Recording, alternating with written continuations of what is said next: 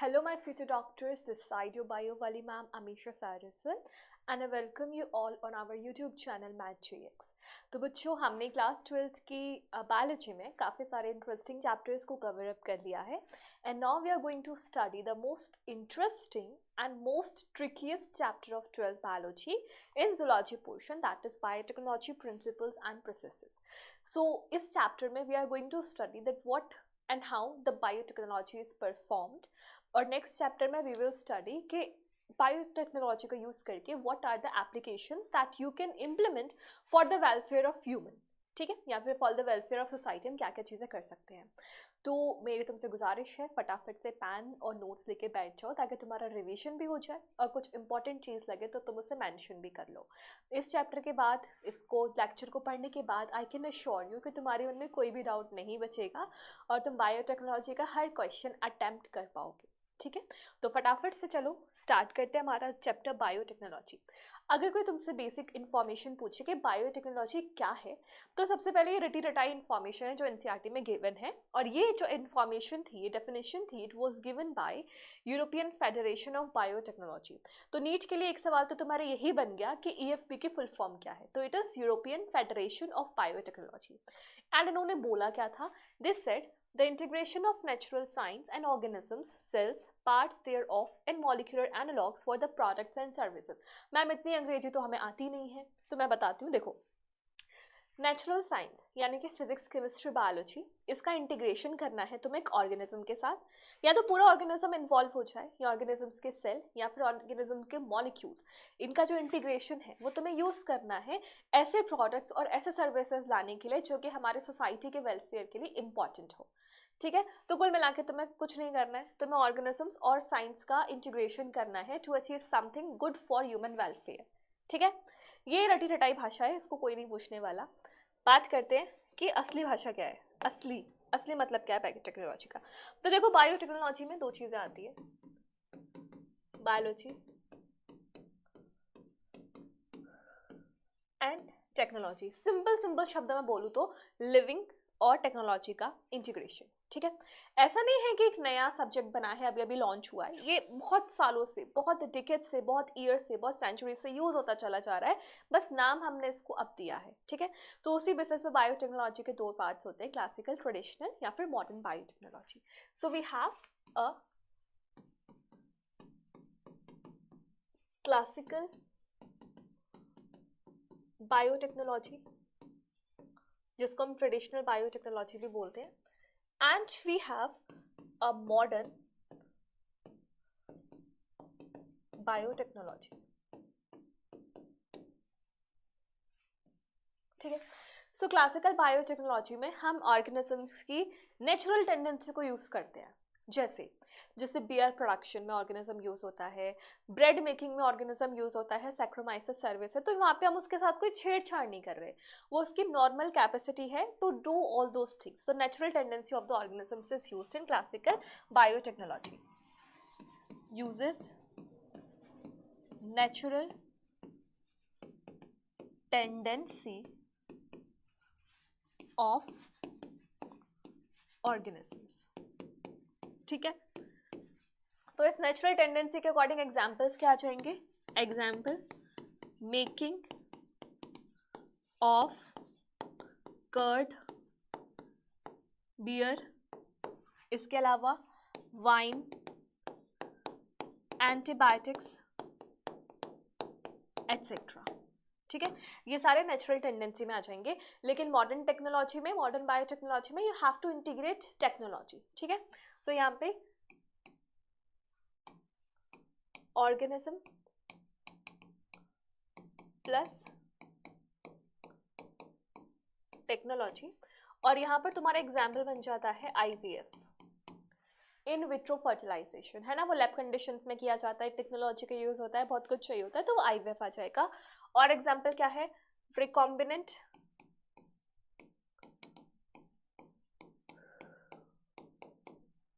Vaccines, recombinant vaccines बनाना भी किस में आ जाएगा, मॉडर्न बायोटेक्नोलॉजी में। तो आई होप कि तुम्हें दोनों में बेसिक डिफरेंस समझ में आ गया होगा, ठीक है। अब ये तो हमें समझ में आ गया कि बायोटेक्नोलॉजी क्या होती है, लेकिन इसको करा कैसे जाता है, इसकी टेक्निक्स क्या हैं। तो इसमें दो टेक्निक्स का इन्वॉल्वमेंट होता है. First is the genetic engineering and second is the bio process engineering. Genetic engineering को हम प्यार से RDNA टेक्नोलॉजी भी बोलते हैं. ठीक है, RDNA technology, where RDNA stands for recombinant DNA. Recombinant DNA. तो जेनेटिक इंजीनियरिंग में क्या होता है, जीन्स के साथ मैनिपुलेशन की जाती है, छेड़छाड़ की जाती है. या तो DNA के साथ कर लो या फिर RNA के साथ कर लो, ऐसे मैनिपुलेशंस, ताकि तुम एक नई चीज क्रिएट करो. ठीक है. So genetic engineering involves formation of RDNA यानी कि recombinant DNA by manipulation of DNA and or RNA. DNA या फिर RNA के साथ मैनिपुलेशन करके, छेड़छाड़ करके you have created an RDNA. It is called as genetic engineering. अब जेनेटिक इंजीनियरिंग परफॉर्म करने के लिए तुम्हें 2 स्टेप्स से और गुजरना पड़ेगा, which is gene cloning and gene transfer. ठीक है, तो इसमें और क्या इंक्लूड होता है, it involves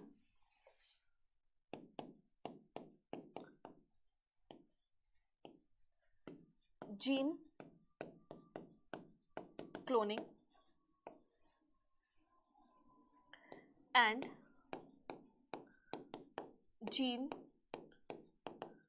transfer. Gene cloning और जीन ट्रांसफर. जीन क्लोनिंग का मतलब होता है मल्टीपल कॉपीज क्रिएट करना. जो तुम्हारा RDNA है या तो तुम्हारा जीन ऑफ इंटरेस्ट है, जिसमें तुम्हें इंटरेस्ट है, उसकी मल्टीपल कॉपीज क्रिएट करना है, gene cloning. So it involves making multiple copies. ठीक है. बायोप्रोसेस इंजीनियरिंग बाय बायोटेक्नोलॉजी में माइक्रोब्स का यूज होगा, तो कंटामिनेशन भी हो सकती है. हो सकता है तुम्हें कोई ऑर्गेनिज्म चाहिए लेकिन आसपास वायरस भी मंडरा रहा हो, तो तुम्हारा काम तो थोड़ा सा हो जाएगा ना, हिंडर्ड हो जाएगा. तो तुम्हारा ये भी मकसद होना चाहिए कि जिस जगह तुम काम कर रहे हो वो कंटामिनेशन फ्री होनी चाहिए, यानी कि स्टेराइल होनी चाहिए. So bioprocess engineering involves making of contamination free यानी कि स्टेराइल एनवायरनमेंट. क्लियर? ठीक है, तो ये दोनों चीजें तुम्हें करनी पड़ेंगी अगर तुम्हें बायोटेक्नोलॉजी परफॉर्म करना है तो. लेकिन ये बताओ कि बायोटेक्नोलॉजी सुना तो रहे हो आप, लेकिन ये करना क्यों करना है, उस चीज को ध्यान से समझना.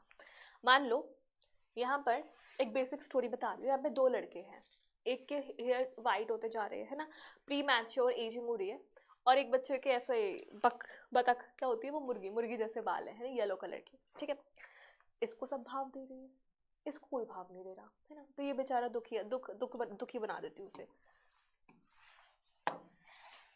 ये बेचारा दुखी है. ठीक है, इसका नाम है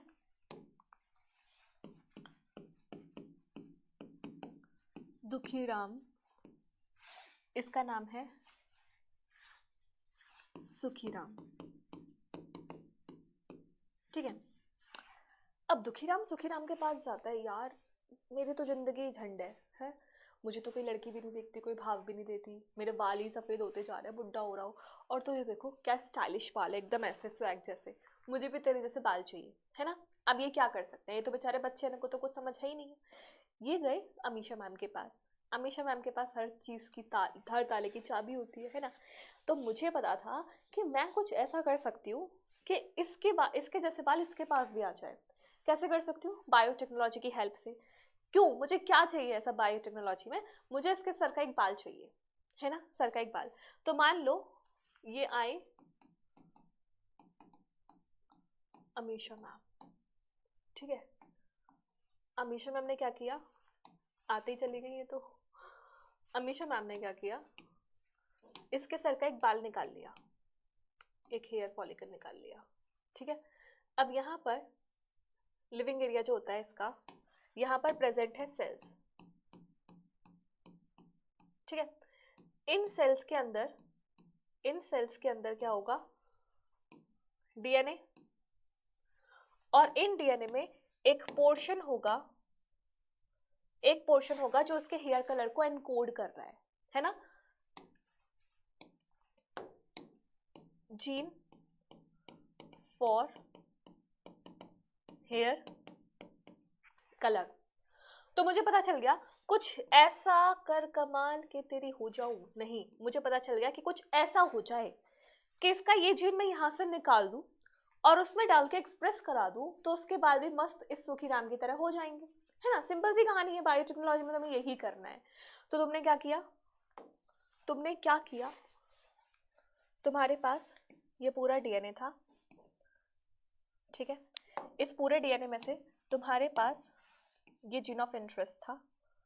तुमने इस जीन ऑफ इंटरेस्ट को बोला ऐसे, पहली बात तो ये समझ लो, दिस इज GOI, यानी कि जीन ऑफ इंटरेस्ट। मतलब पूरे डीएनए के इतने सारे जीन्स में से तुम्हें जिस जीन में इंटरेस्ट है that is gene of interest. और यहाँ हमारा जीन ऑफ इंटरेस्ट क्या है, हेयर कलर, ठीक है। अब इस हेयर कलर के जीन को, इसको मुझे डालना है किसमें, दुखीराम में। इसको मुझे डालना है दुखीराम में, ठीक है। बेचारा दुखी है बहुत ज्यादा,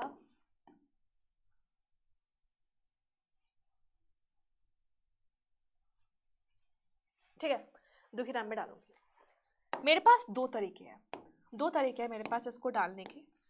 एक तो मैंने ऐसे सीधा ऐसे फेंक के मारा और दुखीराम के सर में चला गया, काम हो गया, ठीक है। ये होता है vector less method of gene transfer, ठीक है। मुझे वेक्टर की जरूरत नहीं पड़ी। और दूसरा मेथड मेरे पास क्या है, मैंने ये डालने के लिए एक व्हीकल का यूज किया,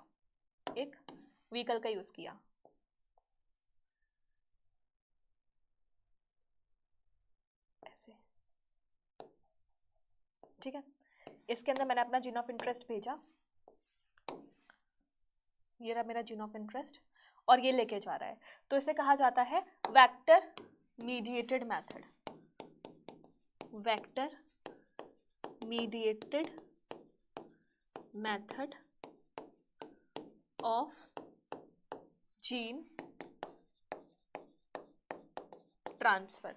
अब यहां पर मैम वेक्टर कौन है, यहां पर वेक्टर है ये गाड़ी, ये क्या है हमारी वेक्टर, ठीक है। वेक्टर तुम समझ के होंगे, कोई भी एक कैरियर, इसका दूसरा नाम कैरियर भी होता है, कैरियर या फिर वेक्टर एक ऐसा कोई सब्सटेंस, ऐसा कुछ भी एक एंटिटी होती है जिसमें बैठ के हमारा जीन ऑफ इंटरेस्ट ट्रांसफर हो सकता है। लेकिन क्या वाकई जीन ऑफ इंटरेस्ट या मतलब जो वेक्टर है वो कोई एक ऑटो रिक्शा या ऐसी कोई व्हीकल है, नहीं। Vector is a DNA molecule which is capable of independent replication in our host cell. जैसे कुछ की पॉइंट्स है जो तुम्हें समझ में आने चाहिए इस वाले फिगर में। सबसे पहला मैं यहाँ पे लिख देती हूँ, इस पूरी कहानी में यू मस्ट नो, तुम्हें पता होना चाहिए कि जीन ऑफ इंटरेस्ट क्या है, उसके बाद होस्ट कौन है और तुम्हारा वेक्टर क्या है। इस इंसान का नाम क्या था, दुखीराम, है ना। अब ट्रांसफर करने के बाद ये क्या बन गया, खुशीराम की तरह, है ना। अब ये स्माइल करेगा, क्यों करेगा, क्योंकि ये देख रहा है कि इसके बाल कैसे होने लग रहा है, येलो, धीरे धीरे येलो हो गए, है ना। तो ये खुश हो गया। अब यहाँ पे तुम्हें समझ में आना चाहिए जीन ऑफ इंटरेस्ट क्या है। जीन ऑफ इंटरेस्ट क्या है हमारा, हेयर कलर जीन, ठीक है। होस्ट कौन है, दुखीराम या सुखीराम। होस्ट वो है जिसके अंदर तुमने जीन ऑफ इंटरेस्ट डाला है, तो वो क्या है यहाँ पे, Dukhiram. Vector is a DNA molecule used to send gene of interest inside a host, host के अंदर जीन ऑफ इंटरेस्ट डालने के लिए जो तुमने डीएनए यूज किया है दैट इज अ वेक्टर, तो यहाँ पर वेक्टर क्या हो जाएगा, एक डीएनए मॉलिक्यूल। इतनी कहानी समझ में आई? ये करना है तुम्हें, किसी की कोई चीज पसंद आ रही है उसको किसी और में ट्रांसफर करना है, so you have to use biotechnology, but all these things have certain limitations. तुम ऐसे मुंह उठा के कुछ भी नहीं कर सकते। कल को तुम्हारा मन किया कि मैं क्या कर दूं, मैं भिंडी को मूली बना दूं, मूली को गुलाब जामुन बना दो, ऐसा ऐसा कुछ भी नहीं कर सकते, ठीक है, because these things have limitations, these all things are under control of a committee which is GEAC। Whatever the GM research you are conducting, जो भी तुम्हारा टारगेट है, ऑब्जेक्टिव है, जो भी तुम्हारे स्टेप्स हैं, जो भी तुम्हारा आउटकम है, each and every step is under their guidance, ठीक है, so you can not do anything at your own will. तो ये सारी चीज़ें हम कर सकते हैं बायोटेक्नोलॉजी से, छोटे छोटे लिमिटेशंस के साथ, ठीक है। कहानी समझ में आई? अब स्टेप्स क्या है बायोटेक्नोलॉजी के, कैसे करनी है सारी चीज़ें, ध्यान से समझना। इसको ध्यान से समझाने के लिए मैं तुम्हें एक स्टोरी समझाती हूँ, स्टोरी की हेल्प से समझते हैं, थोड़ा सा तुम्हें दिमाग में आ जाएगा। एक सेकंड दो बस। देखो क्या करना है, हमें क्या करना है, हमारे पास एक सेल है, इसके बाद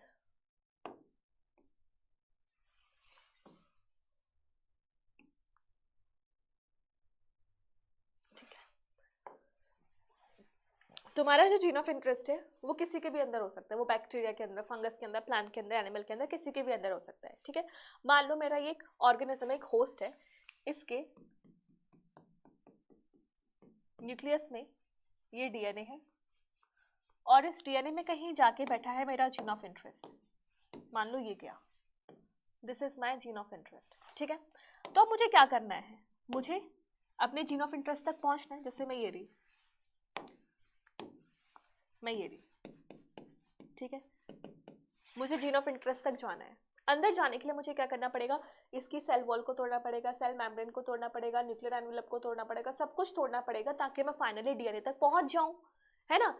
तो मैं क्या क्या ब्रेक करूंगी, I will break cell wall, I will break cell membrane, I will break all other molecules except DNA। मुझे डीएनए सही सलामत चाहिए, ठीक है, कुछ भी कर सकते हैं, बस डीएनए सही सलामत चाहिए। तो फाइनली तुमने इसको ब्रेक करते करते करते करते, ये तो अंदर ब्रेक नहीं हो रहा, तुम अंदर चले गए और तुम पहुंच गए अपने डीएनए के पास, ठीक है। इसके बाद क्या हुआ, तुम्हारा रिजल्ट क्या निकला, तुम्हारा रिजल्ट निकला, तुम्हें मिला एक DNA,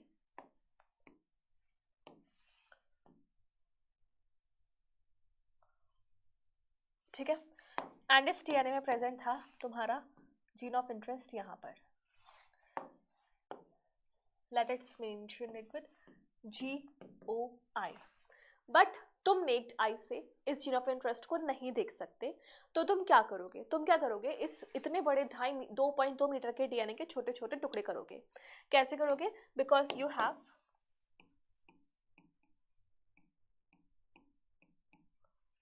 molecular scissors, molecular scissors है जिनको हम बोलते हैं रिस्ट्रिक्शन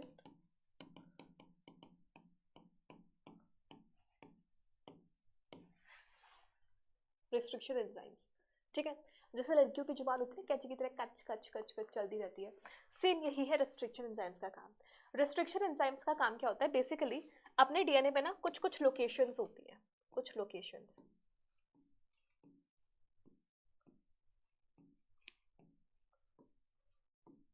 ये कैंची उन्हीं लोकेशन से डीएनए को ऐसे काटती जाती है। लेकिन यहाँ पे तुम टेंशन मत लेना, इन सिजर्स की वजह से हमारा जीन ऑफ इंटरेस्ट नहीं कटेगा, क्योंकि हम ऐसे ही सीक्वेंसेस को लेते हैं जो हमारे जीन ऑफ इंटरेस्ट के अगल बगल में हो, बीच में ना हो, ठीक है। तो हमारा gene of interest will remain intact. अभी मॉलिक्यूलर सीजर्स है, इसको काटेंगे, इसके बहुत सारे फ्रेगमेंट्स बन जाएंगे, यानी कि अगले स्टेप पे क्या हो जाएगा, वी विल गेट फ्रेगमेंट्स।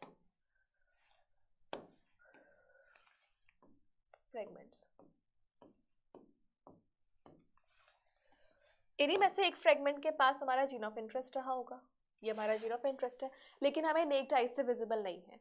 तो मैंने तुम्हें मॉलिक्यूलर बेसिस ऑफ इनहेरिटेंस वाले चैप्टर में एक बात बताई थी कि आगे जाके कहीं पे भी तुम डीएनए के फ्रेगमेंट्स बनाओ तो अगली स्टेप ऑटोमेटिकली तुम्हारे दिमाग में स्विच होनी चाहिए that it must be gel electrophoresis. ठीक है, जेल इलेक्ट्रोफोरेसिस थी, जेल्स में डीएनए को भगाते थे तो जो मोटा था वो तो रुक जाता था और जो पतला था वो फटाफट फटाफट भाग जाता था। तो इसके बाद जो तुम्हारी अगली स्टेप होगी that will be the gel electrophoresis. ठीक है, जेल इलेक्ट्रोफोरेसिस, जेल इलेक्ट्रोफोरेसिस कराओगे। अब जेल इलेक्ट्रोफोरेसिस के बाद क्या होगा, तुम्हारे बहुत सारे डीएनए में से तुम्हें अपना जीन ऑफ इंटरेस्ट मिल जाएगा।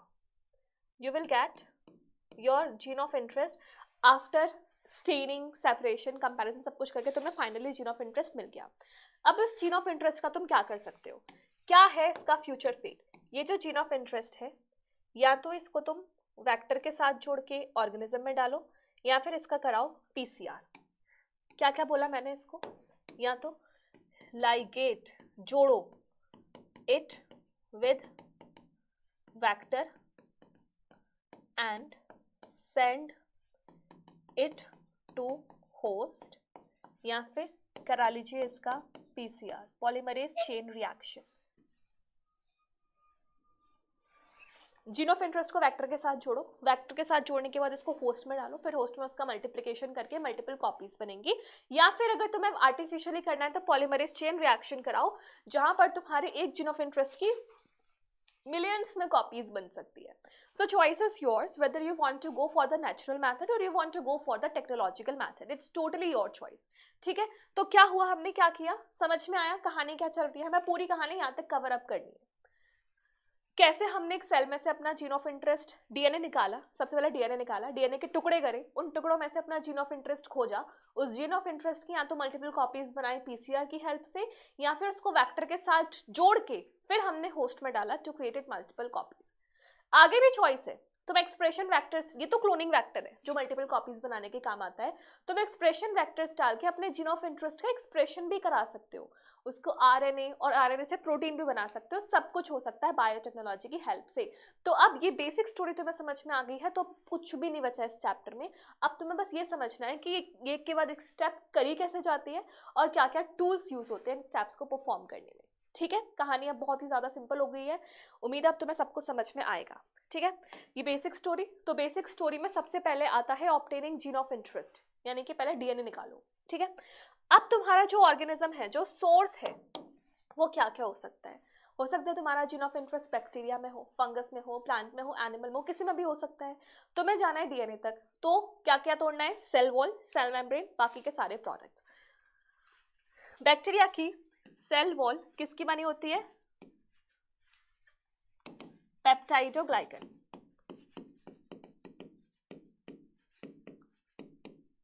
ठीक है, फंगस की किसकी बनी होती है, काइटिन। प्लांट्स की किसकी बनी होती है, सेल्यूलोज। और एनिमल्स के पास तो सेल वॉल होती ही नहीं है ना। अब तुम्हें क्या करना है, इन चीजों को तोड़ने के लिए डालनी पड़ेगी एंजाइम। जैसे पेप्टाइडोग्लाइकन को तोड़ने के लिए you need to add lysozyme. ठीक है, लाइसोजाइम डाली है ताकि पेप्टाइडोग्लाइकन ब्रेक हो जाए। काइटिन को तोड़ने के लिए you need to add chitinase. Cellulose को तोड़ने के लिए you need to add cellulase. और यहां पर तुम्हें कुछ नहीं डालना। ठीक है, सेल वॉल निकल गई, अब सबके पास क्या बचेगी, सेल मेम्ब्रेन। अब बारी आती है सेल मेम्ब्रेन को तोड़ने की।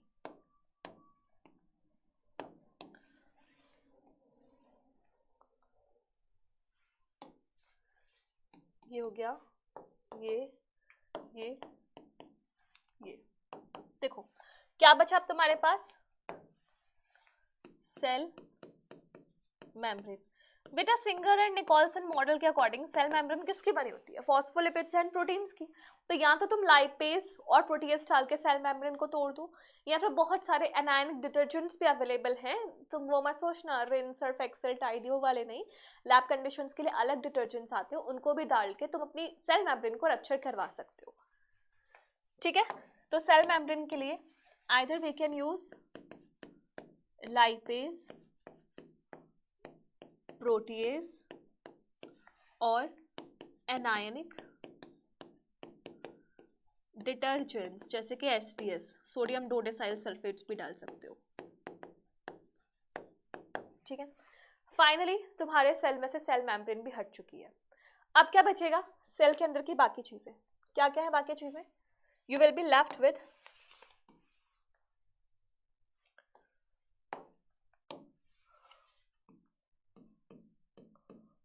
carbohydrates, you will be left with proteins, lipids,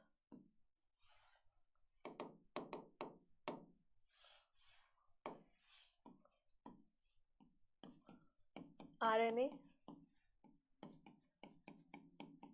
DNA।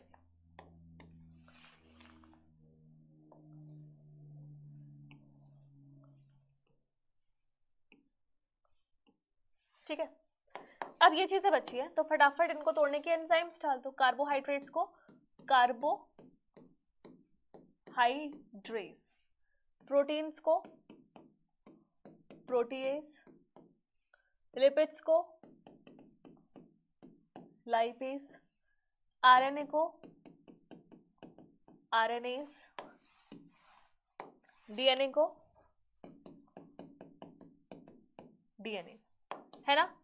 ऐसे कर सकते हो ना? तुम कर सकते हो ना? इस तरीके से सब कुछ तोड़ दो। यही पे तुम गड़बड़ कर रहे हो। ये वाली स्टेप तुम्हें नहीं करनी है। You don't have to add DNase. DNase तुम्हें ऐड नहीं करना, क्योंकि अगर तुमने डीएनएस डाल दिया तो तुम्हारे डीएनए के 36 टुकड़े बनेंगे, मतलब बहुत सारे टुकड़े बनेंगे, और उन टुकड़ों में हो सकता है कि तुम्हारा जीन ऑफ इंटरेस्ट भी फ्रेगमेंटेड हो चुका हो। So you do not have to add DNase. तुम्हें बस आरएनएस तक डालना है ताकि तुम्हारा जो डीएनए है वो इंटैक्ट रहे। ठीक है, इस चीज को ध्यान रखना।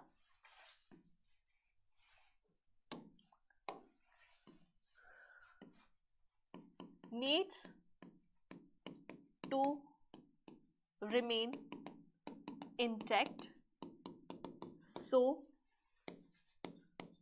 don't add DNAs। ठीक है, DNAs नहीं डालना है। अब क्या होगा? ये सब रिमूव करने के बाद तुम्हारे पास जो भी बच रहा है, transfer it to a test tube. Test tube में ट्रांसफर करो। ठीक है, तो तुम्हें टेस्ट ट्यूब में क्या मिलेगा? एक सॉल्यूशन।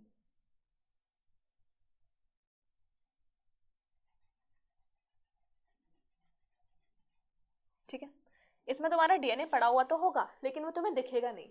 ये तुमने ट्रांसफर तो कर दिया, लेकिन it is not visible to you. ठीक है, तो तुमने इसको विजुलाइज कराने के लिए इसमें डाली ठंडी दारू, चिल्ड इथेनॉल। क्यों डाली है? Because it causes precipitation of DNA. तो तुम्हें डीएनए के ऐसे थ्रेड्स दिखना स्टार्ट कर देंगे। फिर तुम्हें क्या करना है? इसमें एक चम्मच डालनी है।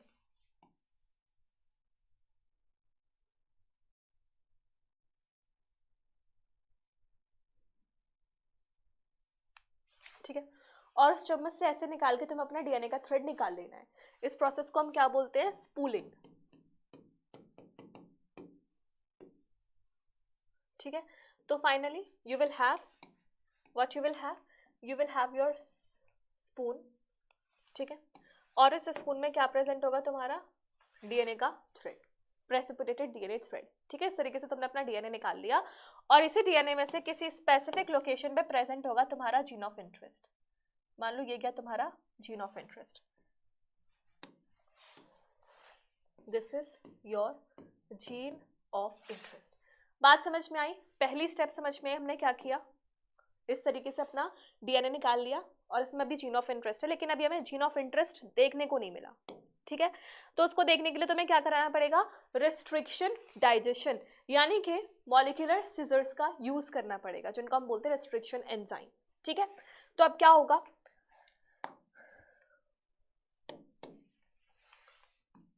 Use of molecular scissors. ठीक है, मॉलिक्यूलर सिजर्स होता है जिनको हम रेस्ट्रिक्शन एंजाइम्स बोलते हैं।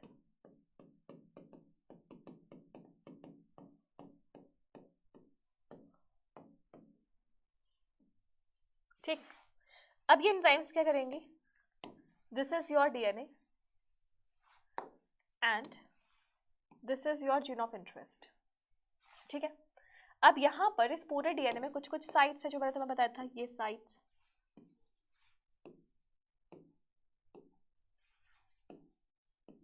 ठीक है, क्या बोलते हैं इनको, रिकॉग्निशन साइट्स या फिर restriction sites. These are recognition sites या फिर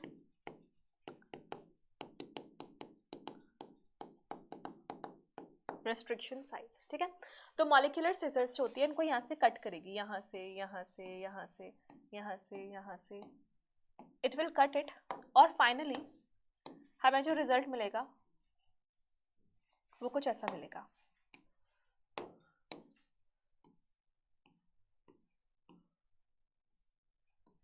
ठीक है, और इसी में से किसी एक फ्रेगमेंट में प्रेजेंट होगा हमारा जीन ऑफ इंटरेस्ट।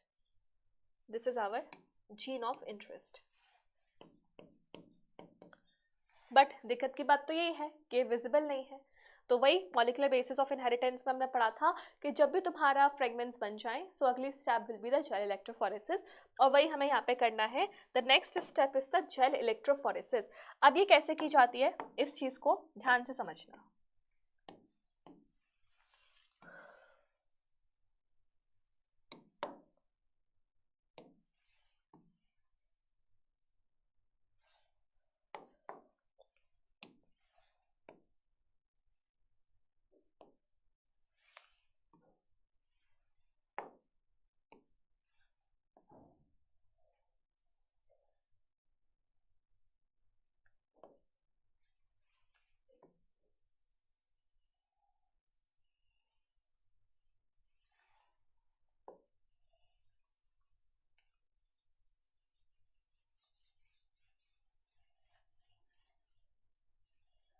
ठीक है, तुमने एक जेल प्लेट तैयार कर ली।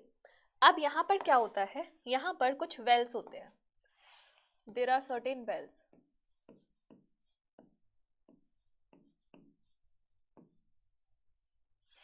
ठीक है, ये वेल्स हैं, गड्ढे जिन पे तुम्हें अपने सैंपल लोड करना है। दूसरी इंपॉर्टेंट चीज क्या है, ये वाला जो एंड है ये है हमारा कैथोड, और ये वाला जो एंड है ये है हमारा anode. Anode is positively charge, cathode is negatively charge. और ये जो चीजें हैं ये क्या है हमारा, wells where sample is loaded. यहाँ पर सैंपल को लोड किया जाता है, और हमारा सैंपल क्या है, ये हमारे सैंपल्स हैं, ये जो मैंने फ्रैगमेंटेड डीएनए बनाया, this is the sample. So we have to load the sample in the well. और यहाँ पर ये जो पूरा मैट्रिक्स तुम्हें दिख रहा है, this is the agarose gel.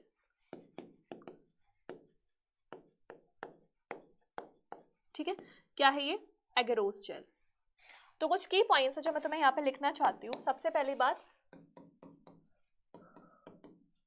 agarose gel is porous. It produces a sieving effect through which DNA can migrate. In pores के थ्रू हमारा डीएनए माइग्रेट करेगा। लेकिन डीएनए की मोबिलिटी, डीएनए का माइग्रेशन डिपेंड करता है इसके मॉलिक्यूलर साइज पे। ठीक है, तो यानी कि इसकी जो मोबिलिटी है, mobility is inversely proportional to its size. यानी कि जो जितना पतला होगा वो जल्दी जल्दी भाग जाएगा, लेकिन जो जितना मोटा होगा वो ऐसे धीरे धीरे धीरे धीरे चलेगा। ठीक है, ऐसा है। अब एनसीईआरटी की अगर मैं बात तुम्हें बताऊं, तो एनसीईआरटी ने ये बोला हुआ है कि ये ना लेन्स है। मान लो ये है लेन 1, ये है लेन 2, ये है लेन 3, ये है लेन 4। तो हमेशा ये जो पहली वाली लेन है, फर्स्ट लेन, ठीक है, इसमें प्रेजेंट होगा अनडाइजेस्टेड सैंपल,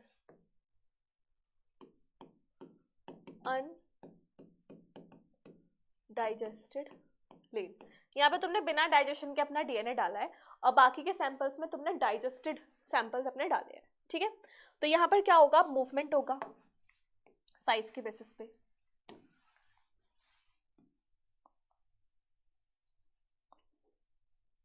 ठीक है।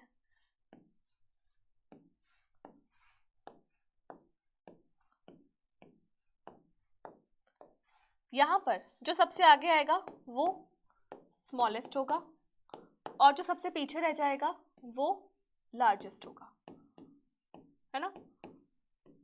तो साइज के अकॉर्डिंग मूवमेंट हो रहा है यहाँ पर।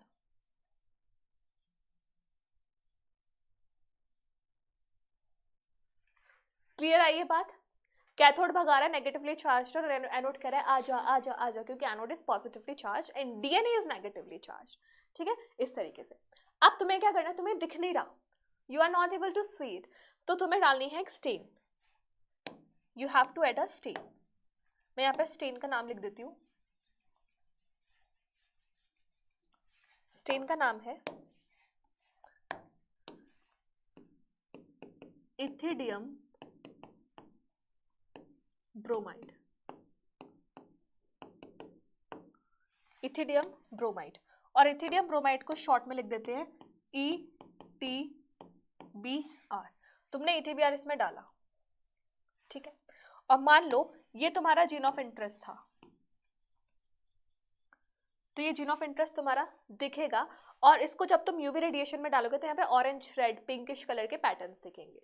इस तरीके से कुछ बना देती हूँ ऑरेंज रेडिश ऐसे,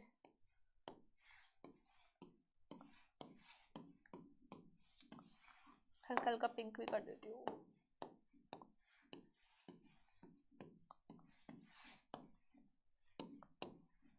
ठीक है, इस तरीके से। क्या बोला मैंने ये बोला तुमने ETBr डाला स्टेनिंग के लिए, स्टेन किया, ठीक है। उसके बाद जब तुमने सैंपल के ऊपर यूवी रेडिएशंस डाली तो तुम्हें ऑरेंज या पिंक कलर के बैंड्स दिखाई दिए और उसमें से तुमने डिटेक्ट कर लिया, डिटेक्ट जीन ऑफ इंटरेस्ट, ठीक है। You detected your gene of interest from this sample. अब हमें पता है कि हमारा जीन ऑफ इंटरेस्ट तो कौन सा है, ये है हमारा जीन ऑफ इंटरेस्ट। तो तुम्हें जीन ऑफ इंटरेस्ट को इस एग्रोस जेल से निकालना पड़ेगा, है ना। तो that process is called as elution, dilution नहीं है, it is elution, elution. What is illusion? Removal of desired band from gel. Gel से उसका removal is called as elution, जो तुमने कर लिया, ठीक है। अब फाइनली तुम्हारे पास क्या आ चुका है, तुम्हारे पास तुम्हारा जीन ऑफ इंटरेस्ट आ चुका है। लेकिन एनसीईआरटी की एक इंपॉर्टेंट बात, एनसीईआरटी क्या बोल रही है,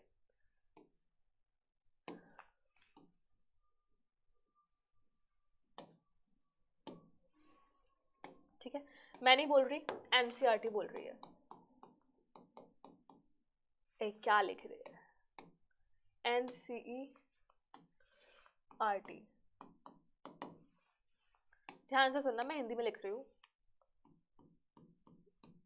जो तुम जीन ऑफ इंटरेस्ट के साथ करोगे वही सब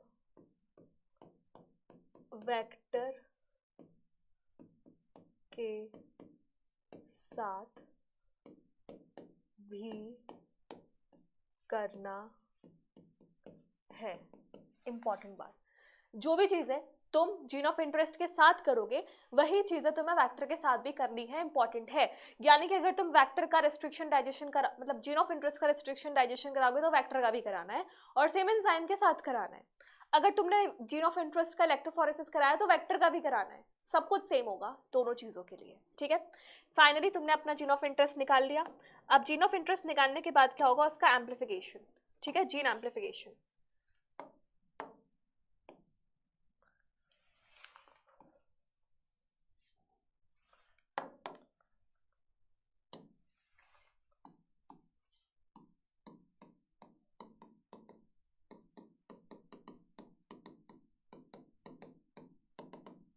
यानी कि making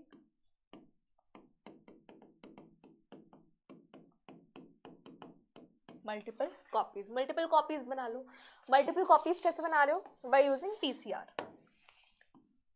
PCR which is polymerase chain reaction. इतना समझ में आया, ये करना है तुम्हें जीन एम्प्लीफिकेशन करने के लिए। पॉलीमरेज चेन रिएक्शन नाम से पता चल रहा है यहाँ पे पॉलीमराइजेशन कराया जाएगा और कोशिश की जाएगी कि हमारा एक piece of DNA multiple copies of DNA में कन्वर्ट हो जाए, ठीक है। तो पॉलीमरेज चेन रिएक्शन, पहली बात तो इसमें हाई टेम्परेचर चाहिए होता है। क्या हाई टेम्परेचर पे हमारे बॉडी में यूज होने वाली डीएनए पॉलीमरेज काम कर सकती है? So the answer is no. क्यों? क्योंकि हर एंजाइम का अपने एक ऑप्टिमम टेम्परेचर और एक ऑप्टिमम पीएच होता है। हमारी डीएनए पॉलीमरेज हमारी बॉडी के टेम्परेचर के हिसाब से काम कर सकती है, लेकिन यहाँ पर टेम्परेचर 90 प्लस तक चला जाता है। तो इसलिए हमें एक ऐसी एंजाइम की रिक्वायरमेंट है जो थर्मोस्टेबल है, टेम्परेचर स्टेबिलिटी जिसमें हो। सो दैट्स वाई यहाँ पर जो एंजाइम यूज होती है, एंजाइम का नाम लिख लेते हैं बच्चों, एंजाइम टैक पॉलीमरेज। क्या नाम है एंजाइम का? Taq polymerase. और ये टैक पॉलीमरेज एंजाइम कहां से मिलती है? From Thermus aquaticus. From Thermus aquaticus. इसके नाम में ही पता चल रहा है क्या काम है इसके। थर्मस यानी कि थर्मोस्टेबल है और एक्वेटिकस मतलब एक एक्वेटिक एनवायरनमेंट में मिलने वाला बैक्टीरिया, ठीक है। So this is thermostable.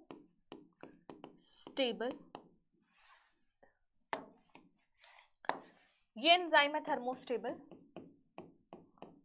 Thermostable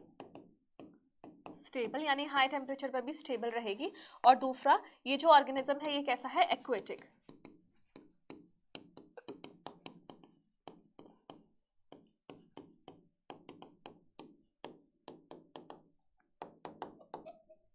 इतनी बात समझ में आई, ठीक है। अब देखते हैं इसके स्टेप्स क्या क्या है। तो बेसिकली पॉलीमरेज चेन रिएक्शन में 3 स्टेप्स होती हैं, डिनेचुरेशन, अनीलिंग एंड एक्सटेंशन। और ये साइकिल ऐसे ही चलती है, इसके बाद ये, इसके बाद ये, और अनीलिंग के बाद फिर वापस से डीनेचुरेशन। तो डीनेचुरेशन में क्या होता है, हमें ना डीएनए हेलिक्स को सेपरेट करना है। नेचुरल बॉडी में ये काम हेलिकेज करा सकती है, लेकिन हम यहाँ पर हाई टेम्परेचर देकर इन दोनों के बीच का हाइड्रोजन बॉन्ड तोड़ते हैं ताकि डीएनए स्ट्रैंड्स सेपरेट आउट हो जाए, ठीक है। तो फाइनली हमें क्या मिलता है? क्या मिलता है बच्चों? वी गेट सेपरेटेड डीएनए, ठीक है। यहां पर होगा इसका 5' ये 3', ये 5', ये 3'। इस तरीके से दोनों स्ट्रैंड सेपरेट हो गए, ये इसके बीच में निकल रहे पीसेस। नॉर्मल प्रोसेस में ये काम कौन कराती थी? हेलिकेज एंजाइम, ठीक है। इसके बाद अनीलिंग। अनीलिंग में क्या होता है, हम प्राइमर्स का एडिशन करते हैं, प्राइमर्स का।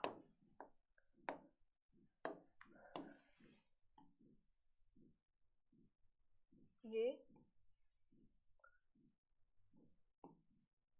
ठीक है, इसका नाम रखो, ये क्या है? 5', 3', 5', 3'।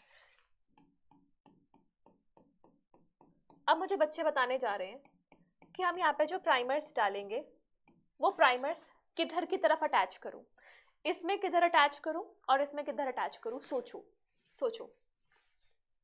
रटना नहीं है, रटना नहीं है, हमें याद रखना है कि एप्लीकेशन की डायरेक्शन 5-3- होती है और ये जो डायरेक्शन है वो न्यूज़ ट्रेंड के अकॉर्डिंग दी जाती है, ठीक है।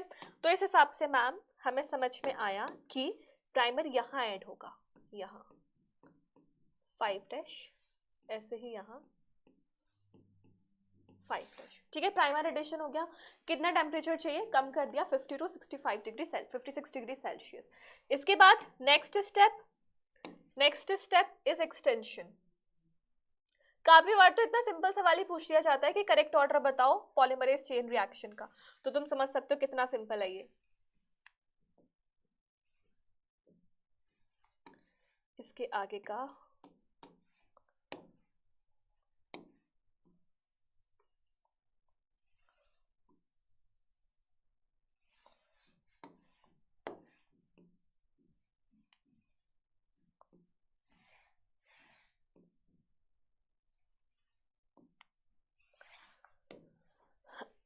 This is how you are going to get the new DNA, ठीक है।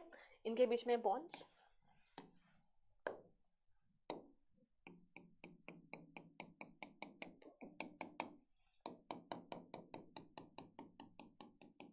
है ना।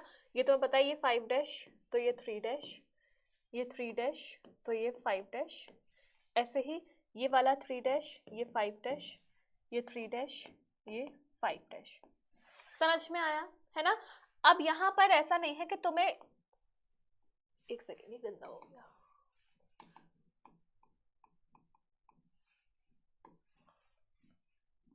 Three dash 5। तो तुम देख पा रहे हो कितना लंबा टेम्परेचर है। इतने बड़े टेम्परेचर पे स्टेबिलिटी कौन देगा, केवल थर्मोस्टेबल जैक पॉलीमरेज, ठीक है। तो डिनेचुरेशन में क्या है, breaking of hydrogen bonds, hydrogen bonds का ब्रेक डाउन किया है। अनीलिंग में क्या है, एडिशन ऑफ प्राइमर्स का एडिशन किया है। एंड एक्सटेंशन में क्या है, एलोंगेशन किया है डीएनए का। एक डीएनए की अगर तुम 30 बार ये साइकिल चलाओगे ना तो बिलियन कॉपीज बन जाती है, 1 billion copies of DNA strands are produced. समझ में आया, ठीक है। तो this is how you are going to get your polymerase chain reaction PCR done, ठीक। तो चलो इसके बाद बात करते हैं, पीसीआर कर लिए तुमने, वही है, फिर अपना ये मल्टीपल कॉपीज है वेक्टर के साथ जोड़ो, अपने होस्ट ऑर्गेनिज्म में भेज दो, बात कहानी खत्म। अब ये सारे स्टेप्स करने के लिए क्या क्या टूल्स यूज हुए थे या सबसे पहली बात किसने किया था वो हम सबसे पहले समझते हैं। अब हम आ चुके हैं एनसीईआरटी के स्टार्टिंग वाले पार्ट पे। अभी तक हमने एनसीईआरटी का बैक पोर्शन कवर किया था, क्योंकि बायोटेक के एनसीईआरटी को पढ़ने के लिए तुम्हें थोड़ा सा समझना पड़ेगा, ट्रिक समझनी पड़ेगी। स्टार्ट करो पहले, सबसे पहले फर्स्ट पेज, उसके बाद फिर लास्ट पेज से चले जाओ स्टेप से, उसके बाद वापस देखो कि कैसे पहला हमने वेक्टर बनाया, मतलब डीएनए बनाया था, ठीक है। तो ये करने के लिए Stanley Cohen and Herbert Boyer ने काम किया था 1972 में। ये वही साल है जब सिंगर एंड निकोलसन ने फ्लूइड मोजाइक मॉडल दिया था, ठीक है। अब यहां से नीट में क्वेश्चंस आते हैं, कैसे आते हैं उन चीजों को ढंग से समझना, समझने वाली बातें हैं तो ध्यान दो बिल्कुल। 3 ऑर्गेनिजम्स हैं, ठीक है। इस ऑर्गेनिज्म का हमें नाम नहीं पता, मान लो एक्स, ठीक है। ये जो ऑर्गेनिज्म है ये है सैल्मोनेला टाइफीम्यूरियम, सैल्मोनेला टाइफी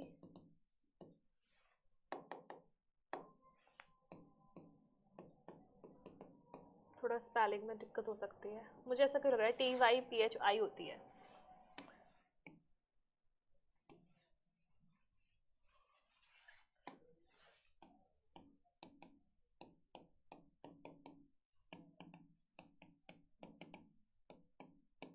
ये वही है जो क्या कॉज करता है, टाइफाइड, ठीक है। और एक है हमारा इकोलाई, ठीक है, इकोलाई। अब तुम्हें ध्यान देना है कौन सा ऑर्गेनिज्म किस चीज का सोर्स है, ये क्वेश्चन पूछा जाता है, ठीक है। तो सबसे पहले इकोलाई है होस्ट, ठीक है।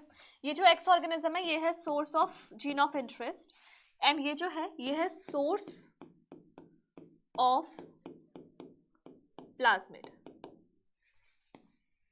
ठीक है, सोर्स ऑफ प्लाज्मिड। अब ये जो एक्स ऑर्गेनिज्म है, इस एक्स ऑर्गेनिज्म में एक जीन पड़ा था और ये जीन था किसका?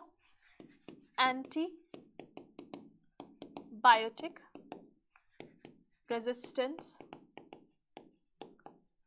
जीन।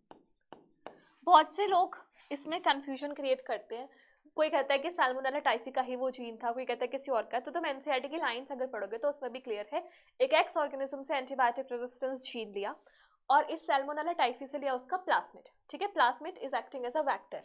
ये जो प्लाज्मिड है ये है वेक्टर। ठीक है, तो यहाँ पे ये गया इसका वेक्टर। वेक्टर में हमने कट मारा हुआ है। ठीक है, ये वेक्टर, और फाइनली हमने ये जो जीन ऑफ इंटरेस्ट है ये भी इसमें इंसर्ट कर दिया, तो कुछ ऐसा बना ये। ठीक है, ये जो तुम्हारे सामने स्ट्रक्चर मौजूद है, दिस इज आर डीएनए। क्या है ये? आर डीएनए, यानी कि इट इज रिकॉम्बिनेंट डीएनए। ये है वो रिकॉम्बिनेंट डीएनए जो 1972 में प्रोड्यूस किया गया और इस रिकॉम्बिनेंट डीएनए को फिर भेजा गया ई कोलाई के अंदर। क्यों? क्योंकि एनसीईआरटी में आगे लिखा हुआ है कि E coli, naturally E coli के पास एंटीबायोटिक रेजिस्टेंस जीन नहीं होती, तो हमारा टारगेट था उसको वो जीन देना। और वो जीन कैसे दिया? हमने इस तरीके की टेक्नोलॉजी का यूज करके। ये काम किसने किया? Stanley Cohen and Herbert Boyer 1972 में, and this is how the first rDNA was produced in 1972। आई बात समझ में? सबसे इंपॉर्टेंट नीट के लिए जो सवाल है वो ये है कि यहाँ पे प्लाज्मिड किसका यूज किया गया था? तो प्लाज्मिड यूज किया गया था सैल्मोनेला टाइफीम्यूरियम का, जो कि टाइफाइड कॉज करता है। ये कहानी पढ़ने के बाद बारी आती है कि क्या क्या टूल्स हैं बायोटेक्नोलॉजी को परफॉर्म करने के, या आरडीएनए टेक्नोलॉजी को परफॉर्म करने के। छोटी सी हेडिंग डाल देते हैं, टूल्स। ठीक है, तो टूल्स तुम्हारे पास क्या क्या होने चाहिए?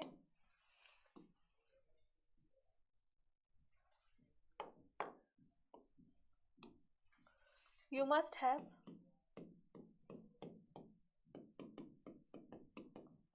restriction enzymes, gel electrophoresis,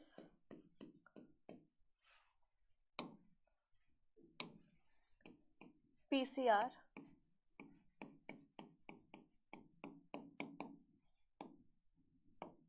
DNA ligase. ये एंजाइम्स होने चाहिए तुम्हारे पास, है ना। तुम्हारे पास एक वेक्टर होना चाहिए, क्लोनिंग वेक्टर।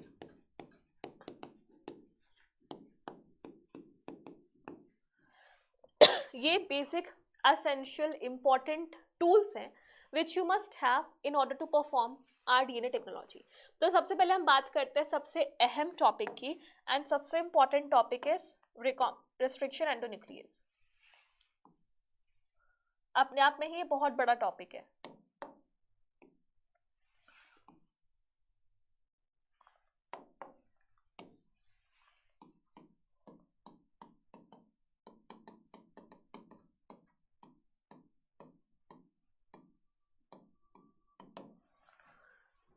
ठीक है, पहले तो ये समझो कि कंसेप्ट आया कहाँ से, इनका नाम रिस्ट्रिक्शन क्यों पड़ा। ठीक है, तो हमें इसके पीछे की स्टोरी समझनी चाहिए पहले।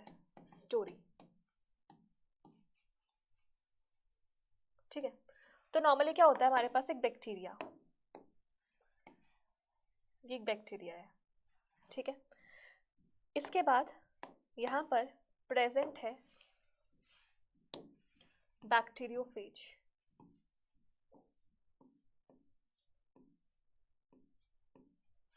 ठीक है, ये बैक्टीरियोफेज है। अब इस बैक्टीरिया का अपना जेनेटिक मटेरियल होगा, क्लोज्ड सर्कुलर डीएनए।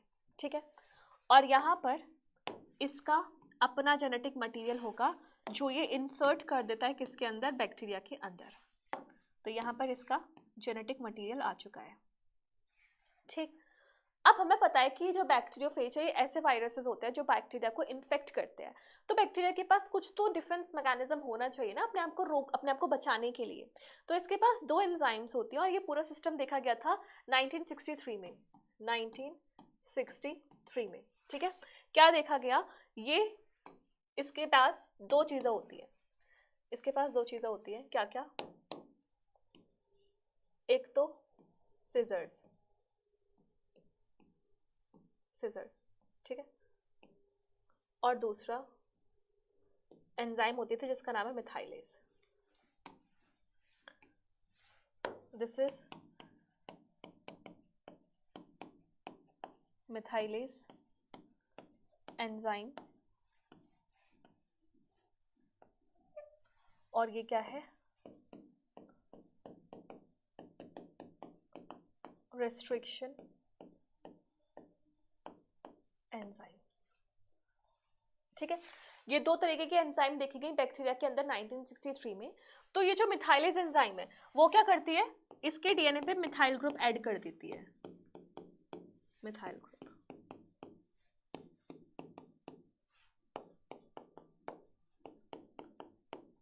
किसने ऐड किया, मिथाइलेज ने। और जो रिस्ट्रिक्शन एंजाइम, ये जो कैंची है, दिस सीजर, ये क्या करती है, इसको क्लीव कर देती है, इसके टुकड़े कर देती है, ऐसे।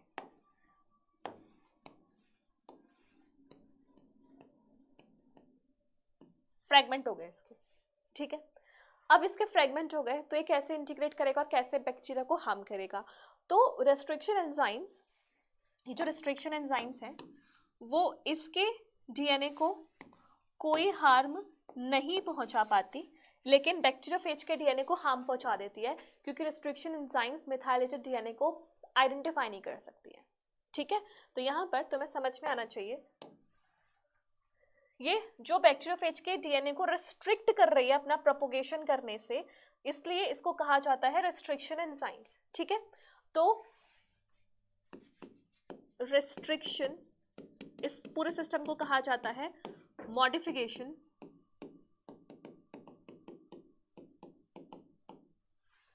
System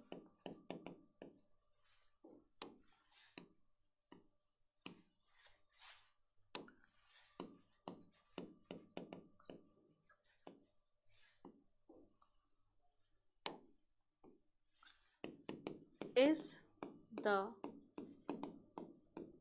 defense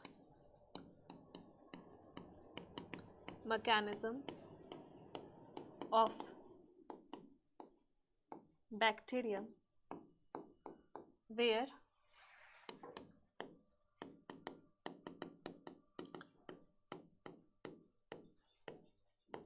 enzymes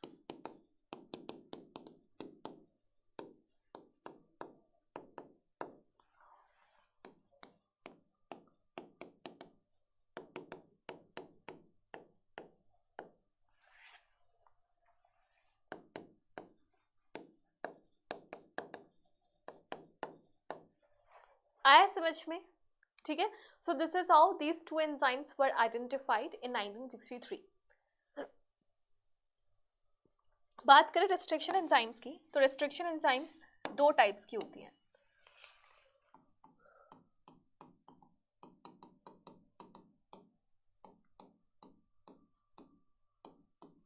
these are of two types,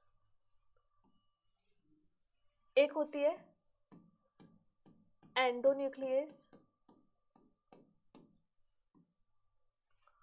और एक होती है एक्सोन्यूक्लियस। ठीक है, अब दोनों में डिफरेंस क्या है, उस डिफरेंस को समझना। ये हमारा डीएनए, ठीक है,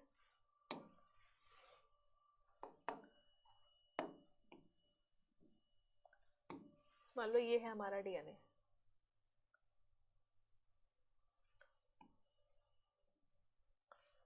ऐसे ये है हमारा डीएनए। अगर अगर ऐसा हुआ कि हमारा जीन ऑफ इंटरेस्ट अंदर लोकेटेड है, अंदर, इतना ब्रॉड क्यों बन रहा है? अगर हमारा जीन ऑफ इंटरेस्ट अंदर की तरफ लोकेटेड हुआ तो ये हो जाएगी एंडोन्यूक्लियस, क्योंकि इसको अंदर से काटना है जीन ऑफ इंटरेस्ट को, ठीक है, अंदर की तरफ से। अगर हमारा जीन ऑफ इंटरेस्ट बाहर की तरफ लोकेटेड हुआ तो ये हो जाएगी एक्सोन्यूक्लियस, ठीक है। एंडोन्यूक्लियस कब होगी? If gene of interest is present on inner side, तो उसको अंदर से कट लगाना पड़ेगा। और अगर gene of interest is present on extremes, तो इसको बाहर से कट लगाना पड़ेगा, तो ये हो जाएगी एक्सोन्यूक्लियस। हम जो डील कर रहे हैं वो हम एंडोन्यूक्लियस के बारे में डील कर रहे हैं, क्योंकि हम एंडोन्यूक्लियस को लेके चल रहे हैं, ठीक है। तो अब देखते हैं कि ये कैसे काम करती हैं, इनका वर्किंग मैकेनिज्म क्या होता है एंडोन्यूक्लियस एंजाइम्स का। बात कर लेते हैं नॉमेनक्लेचर की। तो देखो बच्चों, जैसे केमिस्ट्री में केमिकल कंपाउंड्स के नाम लिखने के लिए एक आईयूपैक नॉमेनक्लेचर होता है, उसी तरीके से रिस्ट्रिक्शन एंजाइम्स के नाम लिखने के लिए एक नॉमेनक्लेचर होता है। उस नॉमेनक्लेचर के कुछ रूल्स होते हैं। जैसे तुम्हारे सामने लिखा हुआ है EcoR1, ये एक रिस्ट्रिक्शन एंजाइम का नेम है, ठीक है। कहाँ से निकली है? एस्कर्शिया कोलाई RY113 स्ट्रेन से, ठीक है। अब यहाँ पे तुम्हें समझना पड़ेगा ये E क्या है? E is taken from the genus, Eco genus से लिया है, पहला लेटर ऑफ जीनस। CO क्या है? CO is taken from the species से लिया है, कोलाई, ठीक है। और I क्या है इसकी? Strain, RY13 and 1। पहली बात तो ये रखना है याद में कि स्ट्रेन के बाद जो नंबर है that will always be in Roman numerals. और ये क्या है? ऑर्डर ऑफ द डिस्कवरी, किस ऑर्डर पे ये फाउंड किया गया था, आइडेंटिफाई किया गया था, वो ऑर्डर ऑफ डिस्कवरी, ठीक है। इसके अलावा एनसीईआरटी की एक इंपॉर्टेंट लाइन, एनसीईआरटी में एक लाइन लिखी गई है कि सबसे पहली रिस्ट्रिक्शन एंजाइम जो थी वो डिस्कवर हुई थी HIND2, ठीक है। So first endo nucleus is HIND2, ठीक है। अब HIND2 में क्या है? ये H कहां से आया? हीमोफाइलस। IN कहां से आया? इन्फ्लुएंजा। तो ये हीमोफाइलस इन्फ्लुएंजा से निकाली गई थी। HIND2 के बारे में दो इंपॉर्टेंट बातें और है। पहली बात तो ये ब्लंट एंड प्रोड्यूस करती है, और ये जिस सीक्वेंस को रिकॉग्नाइज करती है वो बना होता है 6 बेस पेयर्स का। हर एंजाइम ऐसा नहीं है कि वो ना पूरे डीएनए में कहीं भी कट लगा देती है, वो रिकॉग्निशन सीक्वेंस पे जाके ही कट लगाती है, ठीक है। एनसीईआरटी में एक लाइन लिखी हुई है that restriction endonuclease works by inspecting the length of DNA. ये लाइन रिस्ट्रिक्शन एंजाइम्स के लिए लिखी हुई है। जैसे मान लो ये पूरा डीएनए है, ठीक है, तो इस डीएनए को पूरा से स्कैन करती है और ये अपना फाइंड करती है अपनी रिकॉग्निशन साइट्स, जहाँ पे इसको रिकॉग्निशन साइट इसकी मिल जाएगी जो कि स्पेसिफिक होती है, वहीं पे जाके कट क्रिएट कर देती है। तो हमें सबसे पहले ये समझ में आना चाहिए कि रिकॉग्निशन साइट क्या है, बट उससे पहले ये इंपॉर्टेंट बात जो एनसीईआरटी में लिखी हुई है, क्या लिखा हुआ है एनसीईआरटी में? More than 900 restriction enzymes have been isolated from over 230 bacterial strains. 230 bacterial strains की मदद से ही हमने 900 रिस्ट्रिक्शन एंजाइम्स रिकॉग्नाइज कर लिया, आइडेंटिफाई कर लिया, ठीक है। तो स्टेटमेंट बेस्ड में ये आ सकता है। बात करते हैं इनके वर्किंग मैकेनिज्म की। तो ये जिस मैं रिकॉग्निशन सीक्वेंस की बात कर रही थी, ये होता है बच्चों पैलिंड्रोमिक। पैलिंड्रोमिक का मतलब है कि मैं आगे से पढ़ूं या पीछे से पढ़ूं सेम ही नजर आए। जैसे मैडम, इधर से भी मैडम, इधर से भी मैडम, नमन, इधर से भी नमन, इधर से भी नमन, मलयालम, इधर से भी मलयालम, इधर से भी मलयालम। तो इन सीक्वेंसेस को बोलते हैं पैलिंड्रोमिक सीक्वेंस।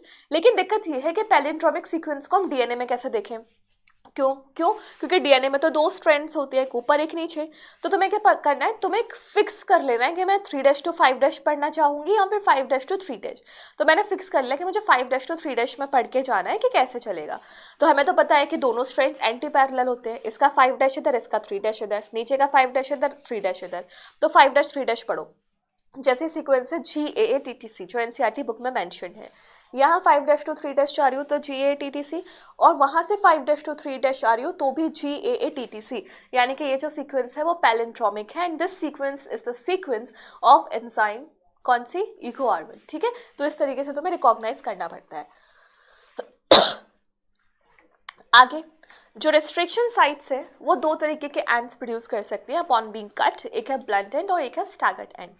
तो ब्लंट एंड में क्या होता है, बिल्कुल बीचों बीच से काटा जाता है तो दो बराबर टुकड़े मिलते हैं और दोनों में ही ना पेयर्ड बेसिस होते हैं, यहाँ पे पेयर्ड बेसिस है। और यहाँ पे क्या है, साइड से कॉर्नर से कट होता है, जैसे इको R1 का एनसीईआरटी में लिखा हुआ है जी और ए के बीच में से कट लगेगा, तो एक एल शेप ये आ गई, एक एल शेप ये आ गई, यहाँ पे अनपेयर्ड बेसिस है। तो किसको अच्छा रहेगा यूज करना इन बायोटेक्नोलॉजी? कौन खाना खाना चाहेगा, जो भूखा है या जिसका पेट भरा हुआ है?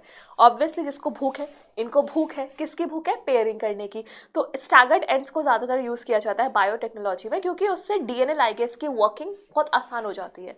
What is DNA ligase? DNA ligase enzyme होती है जो हमारे जीन ऑफ इंटरेस्ट और वेक्टर्स के बीच में जॉइंट्स बनाती है, फॉस्फोराइस्टर बॉन्ड्स बनाती है, ठीक है। तो उसके काम आसान हो जाएगा अगर हम स्टैगर्ड एंड्स को यूज़ करेंगे तो, ठीक है।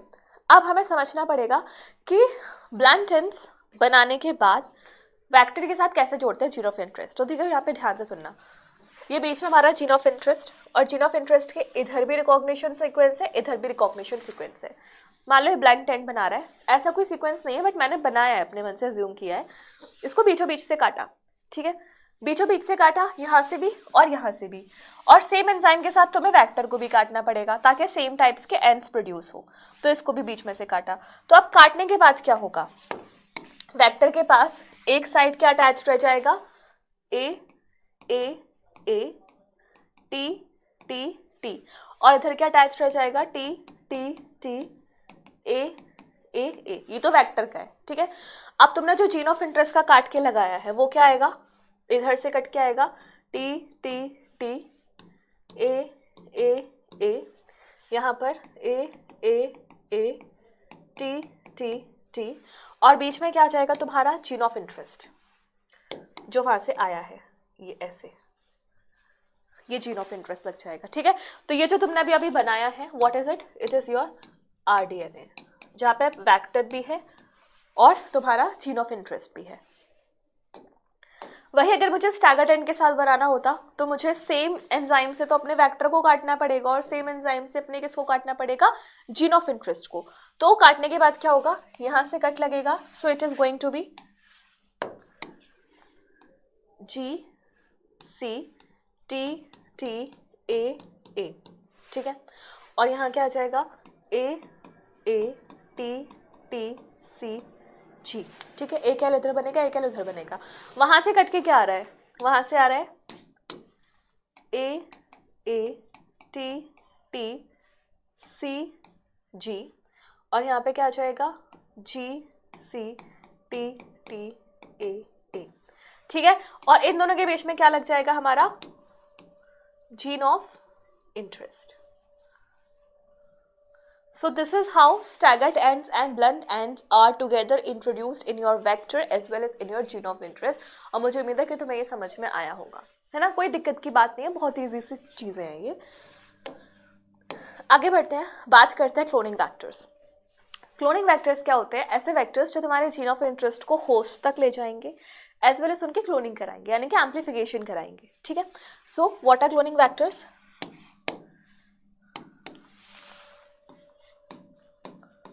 DNA molecules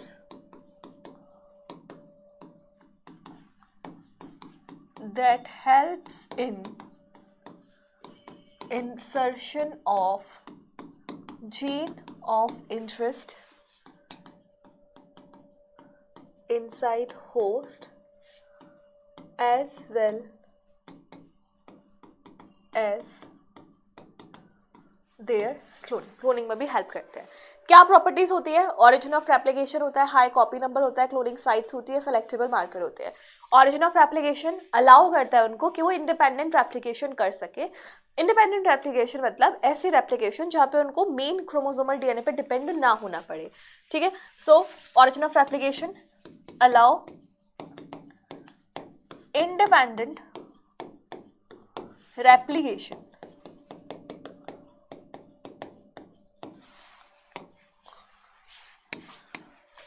एग्जाम्पल क्या क्या है इसका, एक तो प्लाज्मिड, सेल चैप्टर में पढ़ा है ना कि जो प्लाज्मिड होता है वो एक्स्ट्रा क्रोमोसोमल जेनेटिक मटेरियल होता है बैक्टीरियाज के अंदर, और दूसरा क्या है हमारे पास, बैक्टीरियोफेज। तो इन दोनों ही चीज़ों को हम यूज़ कर सकते हैं एज अ वेक्टर, ठीक है। दूसरी इंपॉर्टेंट चीज हाई कॉपी नंबर, मतलब ऐसा ना हो कि तुम जीन ऑफ इंटरेस्ट को होस्ट में भेज दियो, वहां पे जाके उसकी एक ही कॉपी बन रही है, उसकी कॉपी बहुत सारी बननी चाहिए, मतलब कि हंड्रेड्स में तो एटलीस्ट बननी चाहिए। तो किसकी कितनी कॉपी नंबर बनेंगी डिपेंड करता है हमारे ऑरिजिन ऑफ रेप्लिकेशन पे। सो ये भी नीट के लिए इंपॉर्टेंट लाइन है, high copy number, only copy number depends upon ori, यानी कि origin of replication. Then cloning sites वही होती है रिकॉग्निशन साइट्स, जहाँ पे कट लगा के हम अपना क्लोन करवाएंगे, मतलब अपने जीन ऑफ इंटरेस्ट को इंसर्ट करवाएंगे। और सेलेक्टेबल मार्कर, ठीक है। सेलेक्टेबल मार्कर मैं थोड़ा सा डिटेल में बताती हूँ। सेलेक्टेबल मार्कर बेसिकली वो चीज़ें होती हैं अपने वेक्टर में जो हेल्प करती है to identify transformant versus non transformant और रिकॉम्बिनेंट वर्सेस नॉन रिकॉम्बिनेंट। अभी के लिए तुम इस चीज़ को बस सुन लो, रट लो, ये मैं समझाऊंगी डिटेल में जब हम PBR 322 वाला पूरा स्ट्रैटेजी अपनाएंगे। तो सेलेक्टेबल मार्कर में एग्जांपल आ सकता है antibiotic resistance gene for this. Antibiotic resistance genes plasmid में होते हैं, और ये क्या करते हैं, पर्टिकुलर एंटीबायोटिक से हमें रेजिस्टेंस देते हैं कि वो एंटीबायोटिक अगर डल गई तो तुम मरोगे नहीं। लेकिन ये किस में प्रेजेंट होता है, बैक्टीरिया में। खास बात ये रखनी है कि नेचुरली इकोलाई के पास कोई एंटीबायोटिक रेजिस्टेंस जीन नहीं होता, ये मैं नहीं बोल रही, NCERT की लाइन बोल रही है, ठीक है। तो क्या क्या एंटीबायोटिक्स हो सकती हैं, ampicillin, chloramphenicol, tetracycline, kanamycin. PBR 322 में एम्पिसिलिन और ये है टेट्रासाइक्लिन है।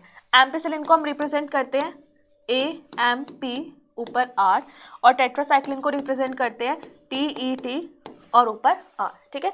Ampicillin resistance and tetracycline resistance. तो बात करते हैं PBR 322 की। अब तुम्हें यहाँ पे समझ में आना चाहिए कि P का मतलब क्या है, B का मतलब क्या है, R का मतलब क्या है, 322 का मतलब क्या है। सो P stands for plasmid, B stands for Bolivar, R stands for Rodriguez, and 322 stands for order in which it was created। ये नेचुरल नहीं है, ये आर्टिफिशियल, इसको बनाया गया है, तो ये इसकी ऑर्डर ऑफ मेकिंग है, plasmid, Bolivar, Rodriguez and order in which it was made, ठीक है।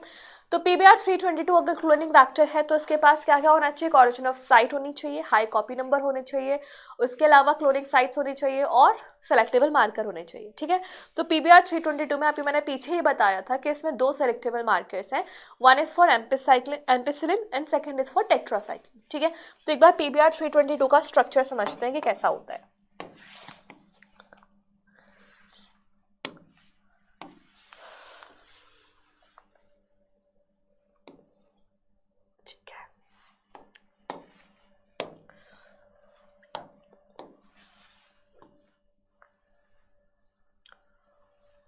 नहीं,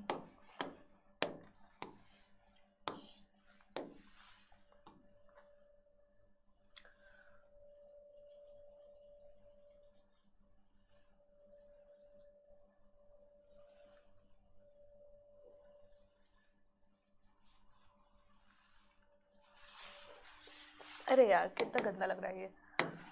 एक सेकंड बच्चों, एक है हमारा ऐसे,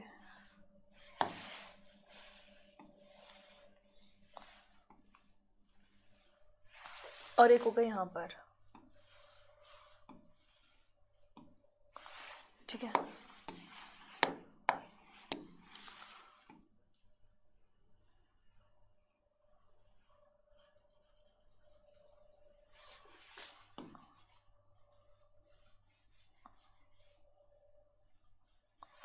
ठीक है, इसके अलावा यहाँ पे प्रेजेंट होगी एक ऑरिजिन ऑफ रेप्लिकेशन,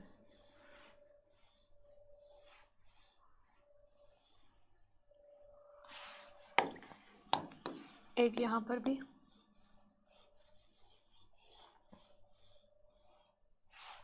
और 3 पॉइंट्स ऊपर भी।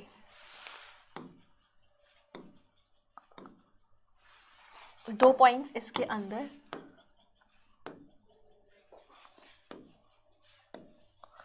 ठीक है, अब बारी आती है इसको नाम देने की। ठीक है, इसको नाम देते हैं और बात करते हैं कि डिफरेंट डिफरेंट पार्ट्स का क्या मतलब है। यहाँ पर ये जो येलो वाला सेगमेंट है, ये येलो वाला सेगमेंट रिप्रेजेंट करता है TETR, टेट्रासाइक्लिन रेजिस्टेंस जीन। ठीक है, और ये वाला जो येलो पोर्शन है ये रिप्रेजेंट कर रहा है AMPR, यानी कि एम्पिसिलिन रेजिस्टेंस जीन। ठीक है, टेट्रासाइक्लिन रेजिस्टेंस जीन में क्या है, we have cloning site for 2 enzymes which is BAMH1 and SAL1, BAMH1 and SAL1। ठीक है, एम्पिसिलिन में क्या है, यहां भी 2 साइट्स हैं, PVU1 PST1, और यहाँ पर एक ये क्या था, ऑरिजिन ऑफ रेप्लिकेशन, और ये है हमारा रोप जीन। ठीक है, और रोप जीन के अंदर भी एक रिस्ट्रिक्शन साइट है, इसका नाम है क्या, PVU2। ठीक है, PVU2 नहीं, पिंक कलर से लिखते हैं।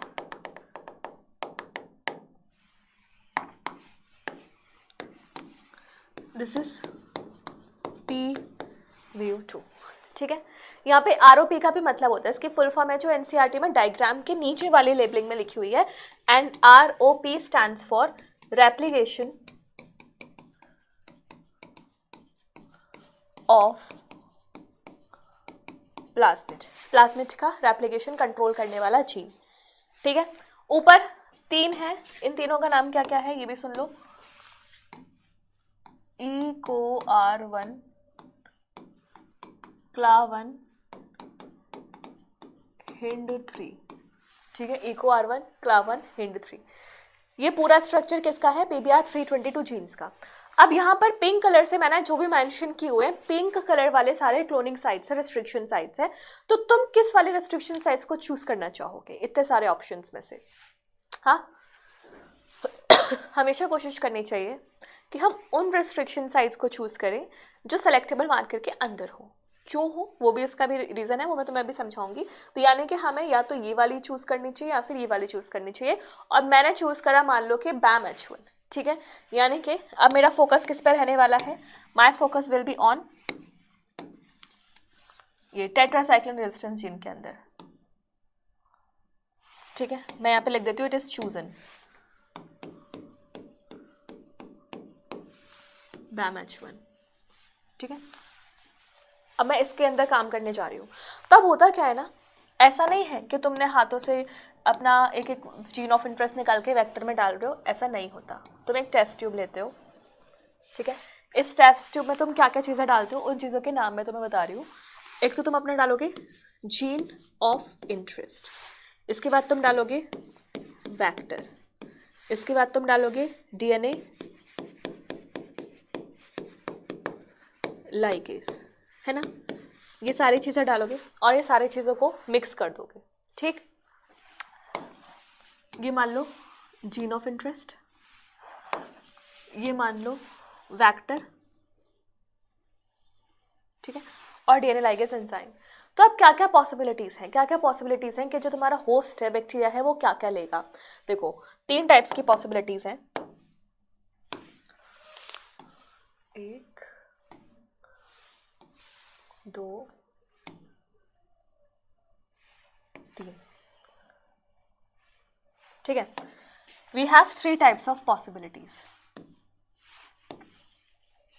ये तुम्हारे सारे होस्ट है, ठीक है, these all are host, host bacteria है। यहाँ तो तुम्हारा बैक्टीरिया कुछ भी ना ले, यहाँ तो तुम्हारा जो होस्ट है, दीज आर होस्ट्स।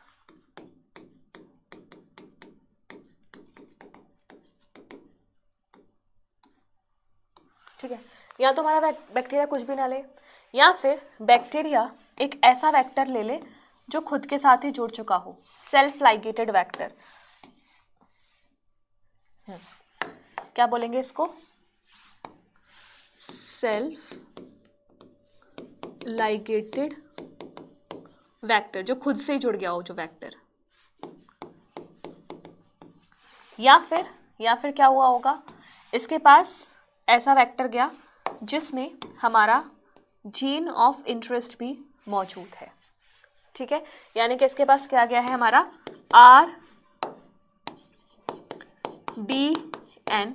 RDNA गया है। तो अब क्या होगा, देखो अगर बैक्टीरिया कोई भी foreign piece of DNA engulf कर ले तो उसे कहा जाता है ट्रांसफॉर्मेशन। तो जिसने किया वो ट्रांसफॉर्मेंट हो जाएगा, जिसने नहीं किया वो नॉन ट्रांसफॉर्मेंट हो जाएगा। तो यहाँ ये वाले केस में ये वाला ऑर्गेनिज्म कैसा हो जाना है, this is going to B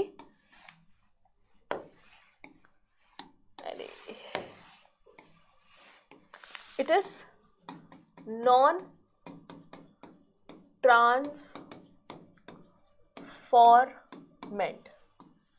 ये क्या है हमारा नॉन ट्रांसफॉर्मेंट, क्योंकि इसके अंदर कुछ भी नहीं गया, ठीक है। यहाँ पे क्या है, यहाँ पे भी कुछ गया, यहाँ पे भी कुछ गया, कुछ तो गया है ना। यानी कि ये और ये दोनों ट्रांसफॉर्मेंट तो है ना, ठीक है। क्यों, क्योंकि इसके अंदर कुछ ना कुछ तो गया है ना, चाहे वो कुछ भी गया हो। अब इसमें से भी अगर तुम्हारे अंदर रिकॉम्बिनेंट डीएनए गया हुआ है तो तुम हो रिकॉम्बिनेंट, अगर नहीं किया तो तुम हो नॉन रिकॉम्बिनेंट। तो ट्रांसफॉर्मेंट में भी ये वाली जो कैटेगरी है ये कैसी है, नॉन रिकॉम्बिनेंट ट्रांसफॉर्मेंट, क्योंकि ट्रांसफॉर्म तो हुआ है लेकिन रिकॉम्बिनेंट अंदर नहीं गया, रिकॉम्बिनेशन वाला डीएनए नहीं गया। और ये वाला क्या हो जाएगा, इट विल बी रिकॉम्बिनेंट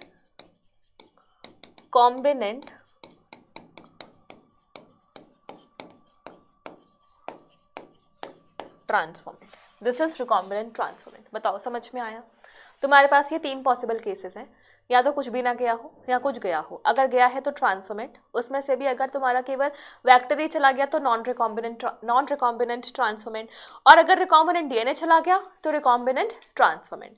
अब तुम्हें सेलेक्ट करना है किसको, पहले ट्रांसफॉर्मेंट को नॉन ट्रांसफॉर्मेंट से, और उसके बाद रिकॉम्बिनेंट ट्रांसफॉर्मेंट को नॉन रिकॉम्बिनेंट ट्रांसफॉर्मेंट से, ठीक है। तो यानी कि अब बारी आती है सिलेक्शन की, जिसमें हम देखेंगे यूज ऑफ सेलेक्टेबल मार्कर्स।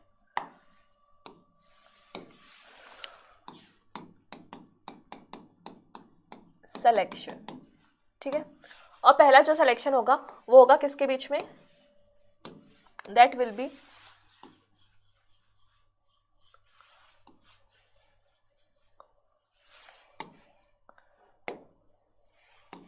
ठीक है, that will be between transformant versus non transformant, ठीक है। तो वही तुम्हारे पास 3 केसेस थे।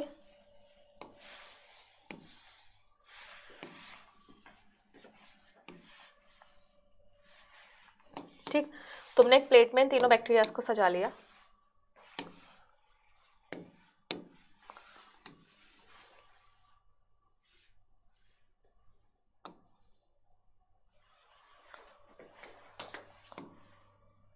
ठीक है।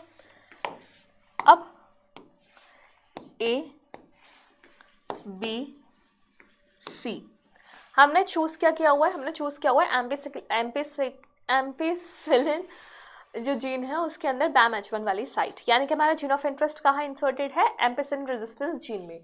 तो ये लिख लेती हूँ मैं पहले, condition GOI is inserted in ampicillin resistance gene, ठीक है, इसमें इंसर्टेड है। तो अब क्या होगा, ध्यान से समझना, इसमें तो कुछ गया ही नहीं था, ठीक है। इसमें क्या हुआ था, खुद से जुड़ा हुआ ही वेक्टर चला गया था, और इसमें क्या था, बीच में हमारा जीन ऑफ इंटरेस्ट भी आया था, ठीक है। तो जीन ऑफ इंटरेस्ट हमने लगा दिया यहाँ पर, ये हमारा जीन ऑफ इंटरेस्ट,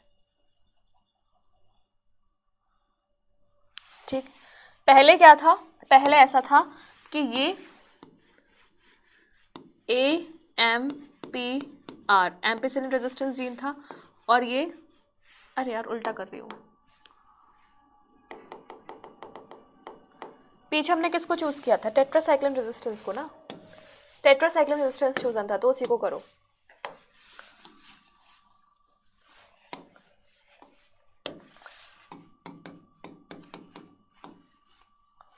ठीक है। हाँ, तो अब ऑरेंज से बना लेते हैं कि ये और एक ये। This one is TETR and this one is AMPR। तो तुमने टेट्रासाइक्लिन रेजिस्टेंस जीन में अपना जीन ऑफ इंटरेस्ट लगा दिया, तो अब यहाँ पे क्या बचेगा? केवल और केवल यहाँ पे बचेगा ampicillin resistance gene. So here it is your AMPR और ये पिंक वाला क्या है? हमारा जीन ऑफ इंटरेस्ट। तो पहले तुम्हें किसे सेलेक्ट करना है? ट्रांसफॉर्मेंट वर्सेस नॉन ट्रांसफॉर्मेंट को। तो तुम क्या डालोगे इसमें? इसमें डालोगे तुम ampicillin. you have to add ampicillin डाल दी भाई साहब, ठीक है। हर तरफ ampicillin ampicillin ampicillin ampicillin ampicillin ampicillin ampicillin ampicillin ampicillin, ठीक है। तो मुझे बताओ कि कौन सा बैक्टीरिया सर्वाइव करेगा, कौन सा बैक्टीरिया मर जाएगा? बोलो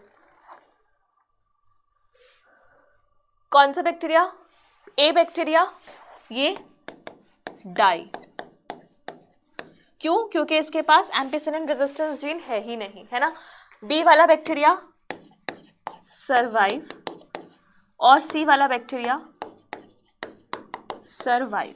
क्यों सरवाइव कर रहे हैं? Because they have intact ampicillin resistance gene. तो ये तो तुम्हारा क्या है? नॉन रिकॉम्बिनेंट ट्रांसफॉर्मेंट, और ये क्या है? Recombinant transformant. तो अब तुम्हें रिकॉम्बिनेंट्स और नॉन रिकॉम्बिनेंट्स में सिलेक्शन कराना है, ठीक है। वैसे हमने करा लिया। अब दिक्कत की बात क्या है बच्चों?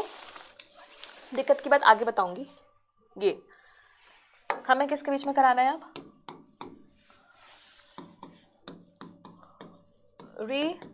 रिकॉम्बिनेंट वर्सेस नॉन रिकॉम्बिनेंट, ठीक है।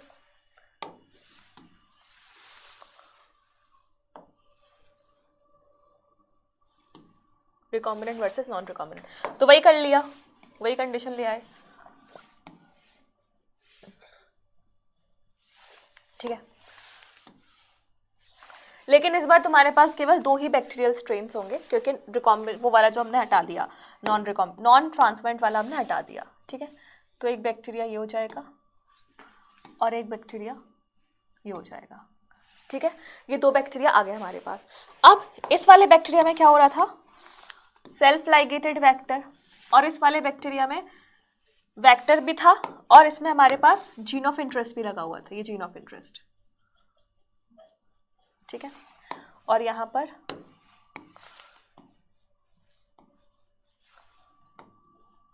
फटाफट इनका नाम भी लिख देते हैं अब। This is tetracycline resistance gene, ampicillin resistance gene, this is ampicillin resistance gene and this is your gene of interest, ठीक है। अब तुम्हें नॉन रिकॉम्बिनेंट को रिकॉम्बिनेंट वाले से सेलेक्ट करके बताना है। तो अब तुम क्या करोगे बच्चों? अगर तुमने यहाँ पे टेट्रासाइक्लिन डाल दी तो वो डाई कर जाएगा, ये सर्वाइव करेगा। लेकिन अगर तुम्हारा रिकॉम्बिनेंट ही डाई कर गया तो ये सब तो मकसद फेल हो जाएगा, है ना, मकसद खत्म। तो तुम क्या करोगे? तुम एक मसलिन क्लॉथ लोगे, मुस्लिम नहीं मसलिन क्लॉथ, MUSLIN, एकदम कॉटन जैसे ही कॉटन वो होता है, ये होता है कपड़ा, ऐसा होता है कि ना प्लेट्स होती हैं लैब में, उन प्लेट्स में ऐसे अलग अलग जगह बैक्टीरियल कॉलोनी ग्रो करी होती है। तो तुम उस कपड़े को उस प्लेट में रखोगे और यहाँ ये वाले जो बैक्टीरिया उनका इम्प्रिंट उन कपड़ों पे आ जाएगा। अब तुम इस कपड़े के ऊपर एम्पिसिलिन जो टेट्रासाइक्लिन जीन था जो दवाई है वो डाल सकते हो और तुम्हें अपना भी पता चल जाएगा कौन सी जगह की कॉलोनी डाई कर रही है। तो तुम इसको इससे मैच कर सकते हो कि हाँ भाई ये वाला जो कंपार्टमेंट है ये डाई कर गया, ये वाला कंपार्टमेंट अलाइव है, यानी कि ये वाला कंपार्टमेंट रिकॉम्बिनेंट है और ये वाला नॉन रिकॉम्बिनेंट है। इस तरीके से किया जाता है, ठीक है।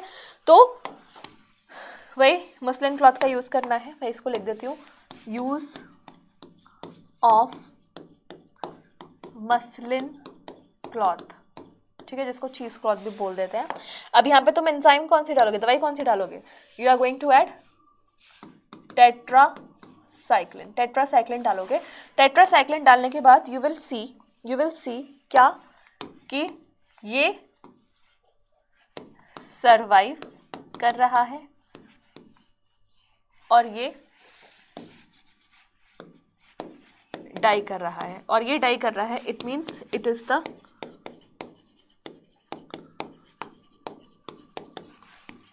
Recombinant one. ठीक है, इस तरीके से तुमने आइडेंटिफाई कर लिया, सेलेक्ट कर लिया ट्रांसोमेंट और नॉन ट्रांसोमेंट और रिकॉम्बिनेंट और नॉन रिकॉम्बिनेंट को। ठीक है, इसके बाद एक और तरीका है सिलेक्शन करने का, and that is called as insertional inactivation.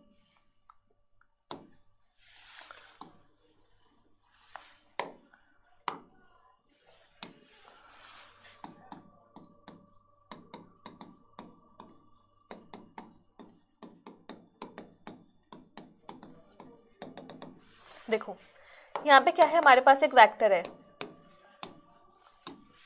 ये हमारे पास एक वेक्टर है। ठीक है, इस वेक्टर के पास एक जीन है, इस वेक्टर के पास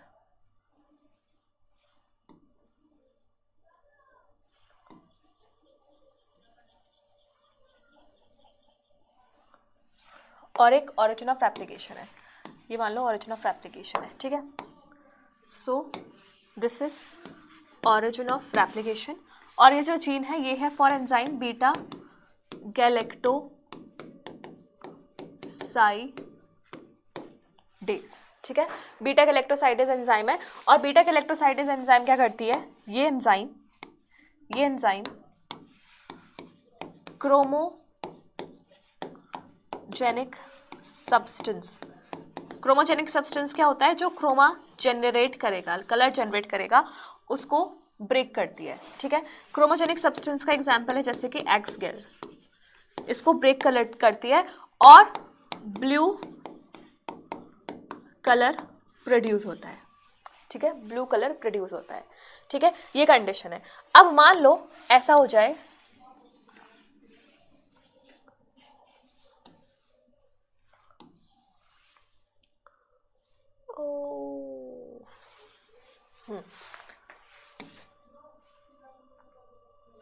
मान लो ऐसा हो जाए कि हम इस वाली जगह पे अपना इंसर्ट कर दें जीन ऑफ इंटरेस्ट। अगर हमने gene of interest beta galactosidase enzyme के अंदर इंसर्ट कर दिया तो क्या ब्लू कलर बनेगा? नहीं बनेगा। तुम कितना भी क्रोमोजेनिक सब्सटेंस डालो, ब्लू कलर नहीं बनेगा, और बदले में क्या बन जाएगा, वाइट कलर की कॉलोनीज। तो अगर ब्लू कलर की कॉलोनीज बन रही हैं तो यहां से तुम बता सकते हो कि ये नॉन रिकॉम्बिनेंट है,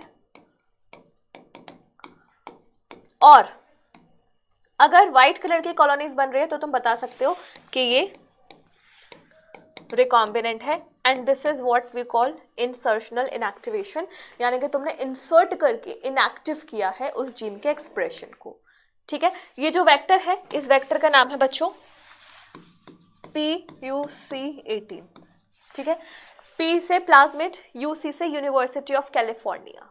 ठीक, एनसीईआरटी में इसका नाम नहीं दिया हुआ, बस ऐसे ही, बस इतना बता रही हूँ कि PBr 322 नहीं है, ये अलग प्लाज्मिड है। आया समझ में? चलो आगे बढ़ते हैं। इसके बाद बात करते हैं cloning vector in plants. Plants में अलग क्लोनिंग वेक्टर यूज होगा, एनिमल्स में अलग क्लोनिंग वेक्टर यूज होगा। तो देखो होता क्या है, जनरली हमारे जो डाइकॉट प्लांट्स होते हैं, ये हमारे जो डाइकॉट प्लांट्स हैं, उनमें एक बीमारी होती है crown gall disease, tumour formation हो जाता है उसमें। ठीक है, उस ट्यूमर को कॉज करने वाला जो बैक्टीरिया होता है उसका नाम होता है एग्रोबैक्टीरियम ट्यूमेफेशियंस। तो अब एक बार समझते हैं कि कैसे काम करता है वो बैक्टीरिया। This is bacteria. ठीक है, और इस बैक्टीरिया के अंदर एक प्लाज्मिड होता है विच इज TI प्लाज्मिड, ऐसे। ठीक है, ये इस प्लाज्मिड का भी एक स्पेसिफिक सीक्वेंस होता है जिसको हम बोलते हैं tDNA, ये इस तरीके से।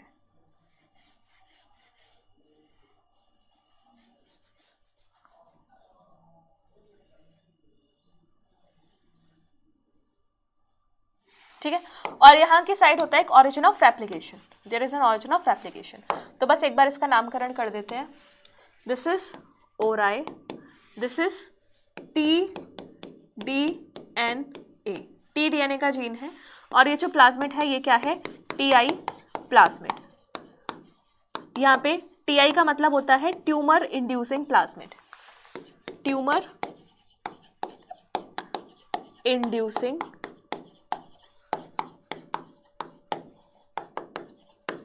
प्लाज्मिड। ठीक है, ये जो बैक्टीरिया है, इस बैक्टीरिया का नाम है, this is agrobacterium tumefaciens. Agrobacterium tumefaciens ये बैक्टीरिया है जिसके अंदर ये टी-डीएनए या टीआई प्लाज्मिड होता है, और जब ये इंजेक्ट होता है एक प्लांट में, ध्यान रखना ये प्लांट भी कौन सा होगा, डाइकॉट प्लांट। डाइकॉट प्लांट होता है ये ऐसे,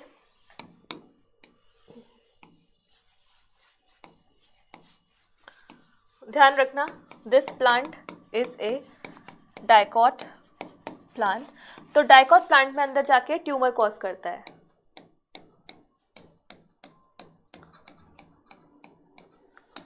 ये सब ट्यूमर छोटे छोटे लगता है, गांठें बन गई हैं। ठीक है, और इसे कहा जाता है क्राउन गॉल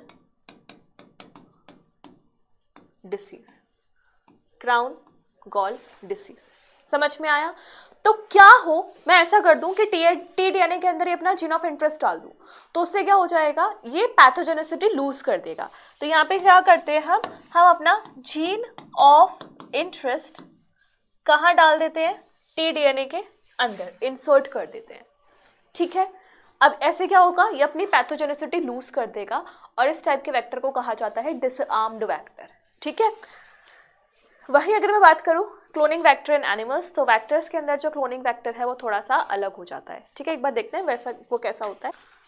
अगर मुझे क्लोनिंग वेक्टर यूज़ करना है एनिमल्स में, तो एनिमल्स में जो हम क्लोनिंग वेक्टर यूज़ करते हैं दैट इज़ अ रेट्रोवायरस। ठीक है, किसी भी वायरस को रेट्रोवायरस तब कहा जाता है जब वो करता है रिवर्स ट्रांसक्रिप्शन, जहां पर उसका main genetic material is RNA, but वो रिवर्स ट्रांसक्रिप्शन करके उसको कॉम्प्लीमेंट्री डीएनए में कन्वर्ट करता है। ठीक है, तो रेट्रोवायरस भी वही है, इसकी जो पैथोजेनिसिटी है उसको तुम हटा दो तो उसे कहा जाता है डिसआर्म्ड वेक्टर। तो यानी कि तुम्हें एक नया कंसेप्ट यहाँ से समझने को आया, and that new concept is about disarmed vector. Disarmed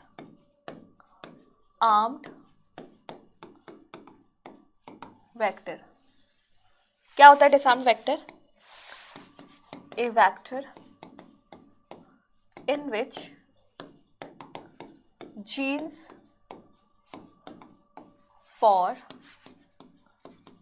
pathogenicity are removed by insertional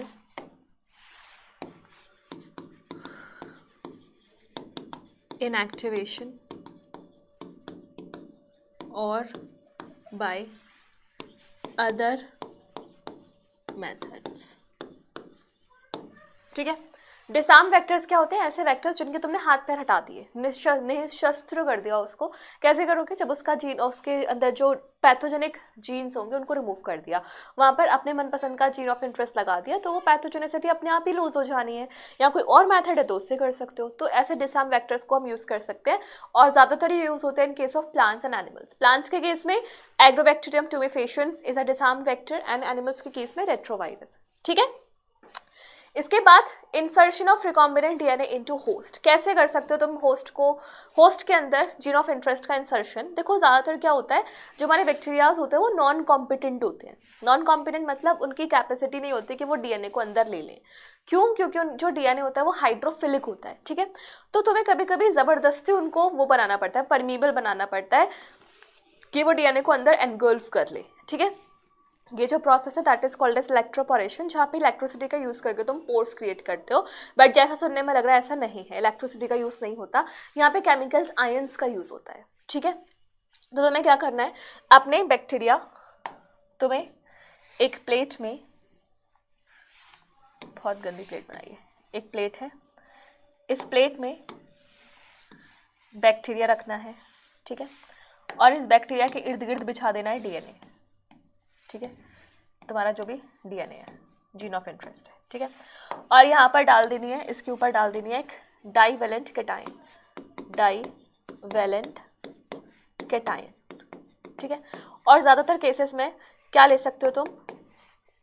magnesium ion, calcium ion. Calcium ion को ज़्यादातर यूज़ किया जाता है, ठीक है, डाइवलेंट एंड कैटायंस ले सकते हो। अब इससे क्या होगा, इसमें तुम्हें करना है heat shock treatment, heat shock, cooling, heat shock, ऐसे रिपीट करना है, गरम ठंडा गरम ऐसे करके, और गरम 42 डिग्री सेल्सियस तक तुम्हें करना है।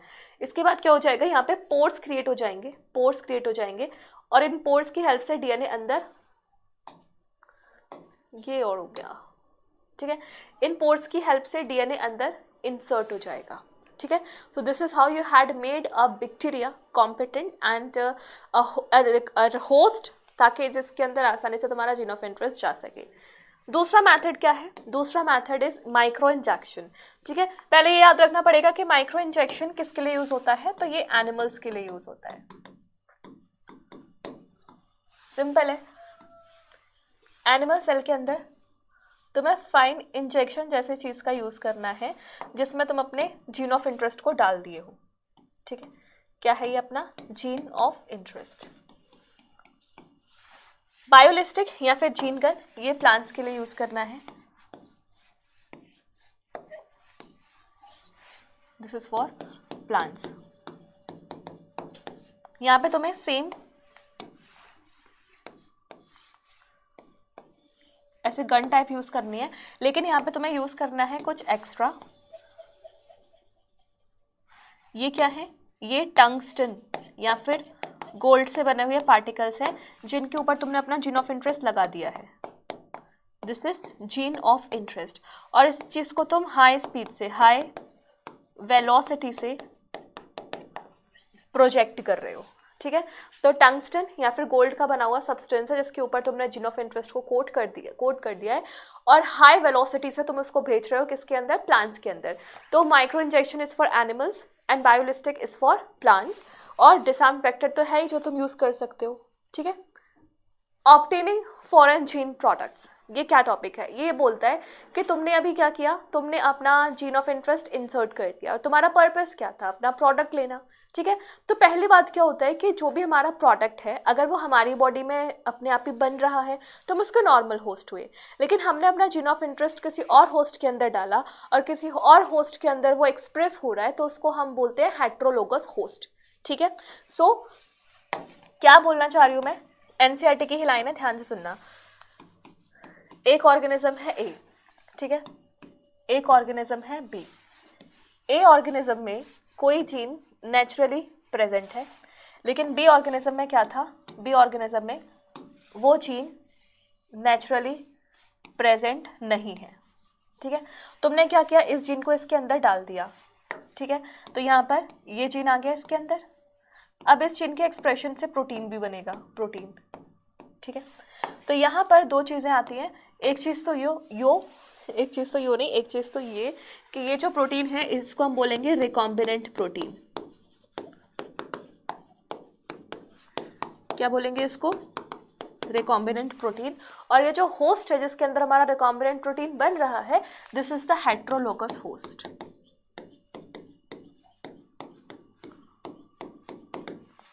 ठीक है, इसे हेट्रोलोगस होस्ट बोलते हैं।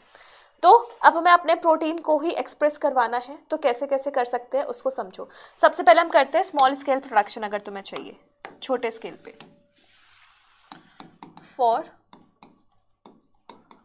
स्मॉल स्केल प्रोडक्शन, जैसे कि लैब कंडीशंस में अगर तुम्हें कराना है, तो तुम क्या कर सकते हो, कल्चर प्लेट ली, ठीक है, उसमें बैक्टीरिया ग्रो कराए,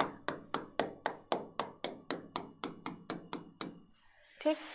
ये बैक्टीरिया है जिनके अंदर तुमने अपना रिकॉम्बिनेंट डीएनए डाल दिया है, और इन बैक्टीरिया से अपना प्रोडक्ट लिया।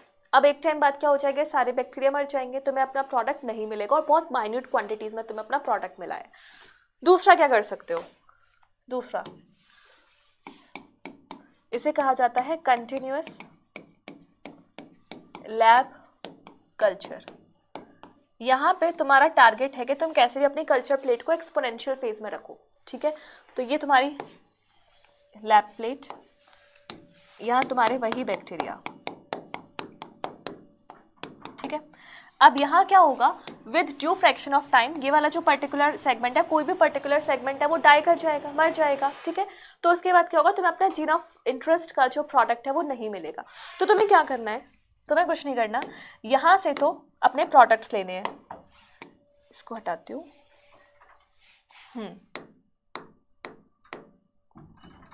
हट जा हट जा हट जा। लो भाई,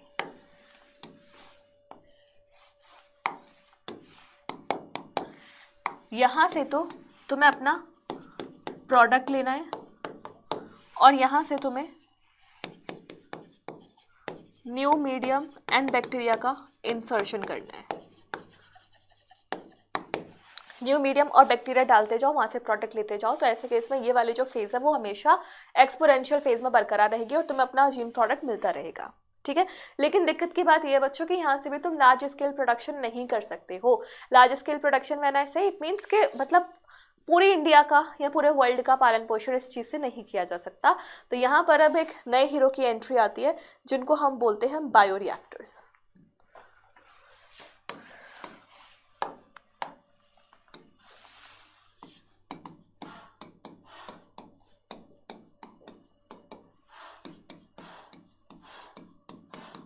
फॉर लार्ज स्केल प्रोडक्शन क्या यूज करते हैं हम, बायो रिएक्टर्स।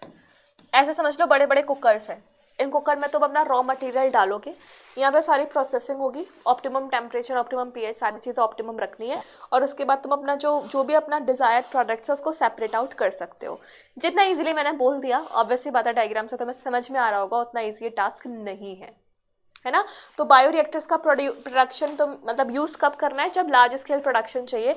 जैसे मान लो approximately you need 1000 litre production, ठीक है। इतना लार्ज लेवल का जो प्रोडक्शन है वो कौन कर सकता है, वो कर सकता है केवल और केवल बायोरिएक्टर्स, ठीक है।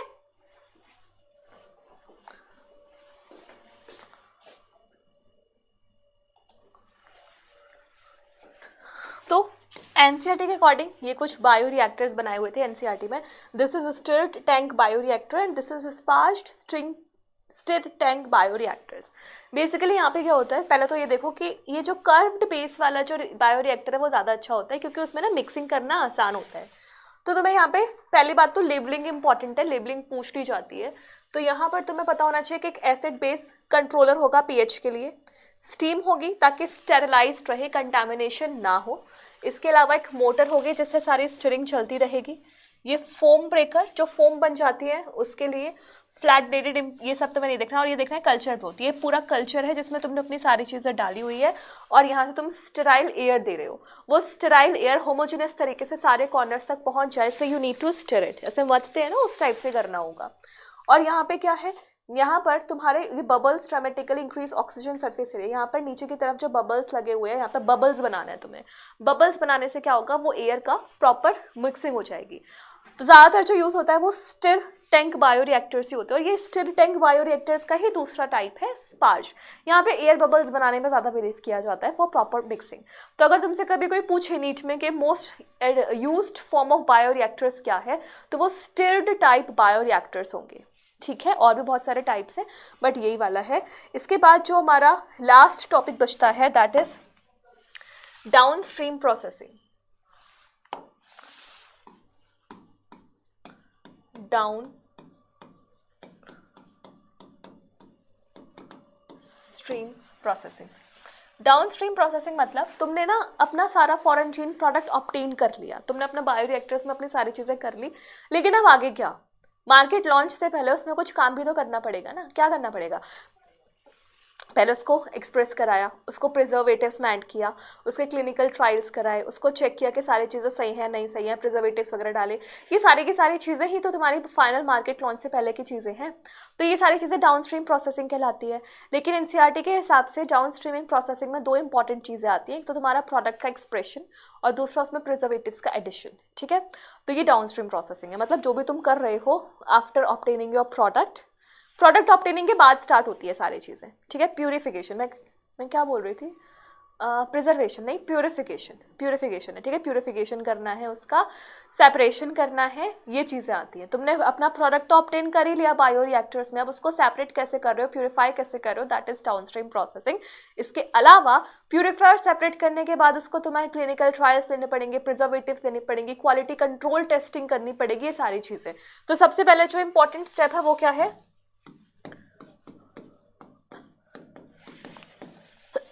Separation and purification. दूसरा quality control testing, then addition of preservatives का एडिशन। उसके अलावा क्या है, क्लिनिकल ट्रायल्स, और क्लिनिकल ट्रायल्स के बाद फाइनली मार्केट लॉन्च, ये सारी चीज़ें आती हैं। लेकिन जब तुम नेक्स्ट चैप्टर पढ़ोगे एप्लीकेशंस वाला, उसकी एनसीईआरटी पढ़ोगे या यहीं की भी एनसीईआरटी पढ़ोगे, तो मेजर फोकस इन दोनों स्टेप पे है, सेपरेशन एंड प्यूरिफिकेशन मेजरली हम बोलते हैं, डाउनस्ट्रीम प्रोसेसिंग। इसमें मैंने नीट PYQ भी देखे, ठीक है। तो तुम्हारे को इन पे ज़्यादा फोकस करना है। तो मेन था बस तुम्हारा समझना कि कैसे कैसे बायोटेक्नोलॉजी को परफॉर्म किया जाता है। ये बाकी चीज़ें जो लास्ट की हैं, ऑब्टेनिंग फॉरेन जीन प्रोडक्ट वगैरह, इतना खास इंपॉर्टेंट वैसे नहीं है। बायो रिएक्टर वाला पोर्शन थोड़ा सा इंपॉर्टेंट है, स्पेशली लेबलिंग और कौन सा टाइप का बायो रिएक्टर सबसे ज़्यादा यूज़ होता है, किस मेथड से किस में अपना फॉरेन जीन प्रोडक्ट ने अपना जीन ऑफ इंटरेस्ट डाल सकते हो, वो भी इंपॉर्टेंट है। और अपना वो PBR 322 वाला तो इंपॉर्टेंट है ही है, ठीक है। तो मुझे उम्मीद है तुम्हें ये चैप्टर समझ में आया होगा। इस चैप्टर को समझो, अच्छे से एनालाइज करो, बुक से भी रीड करो, उसके बाद फिर नेक्स्ट चैप्टर पे स्विच करना, which is applications of biotechnology.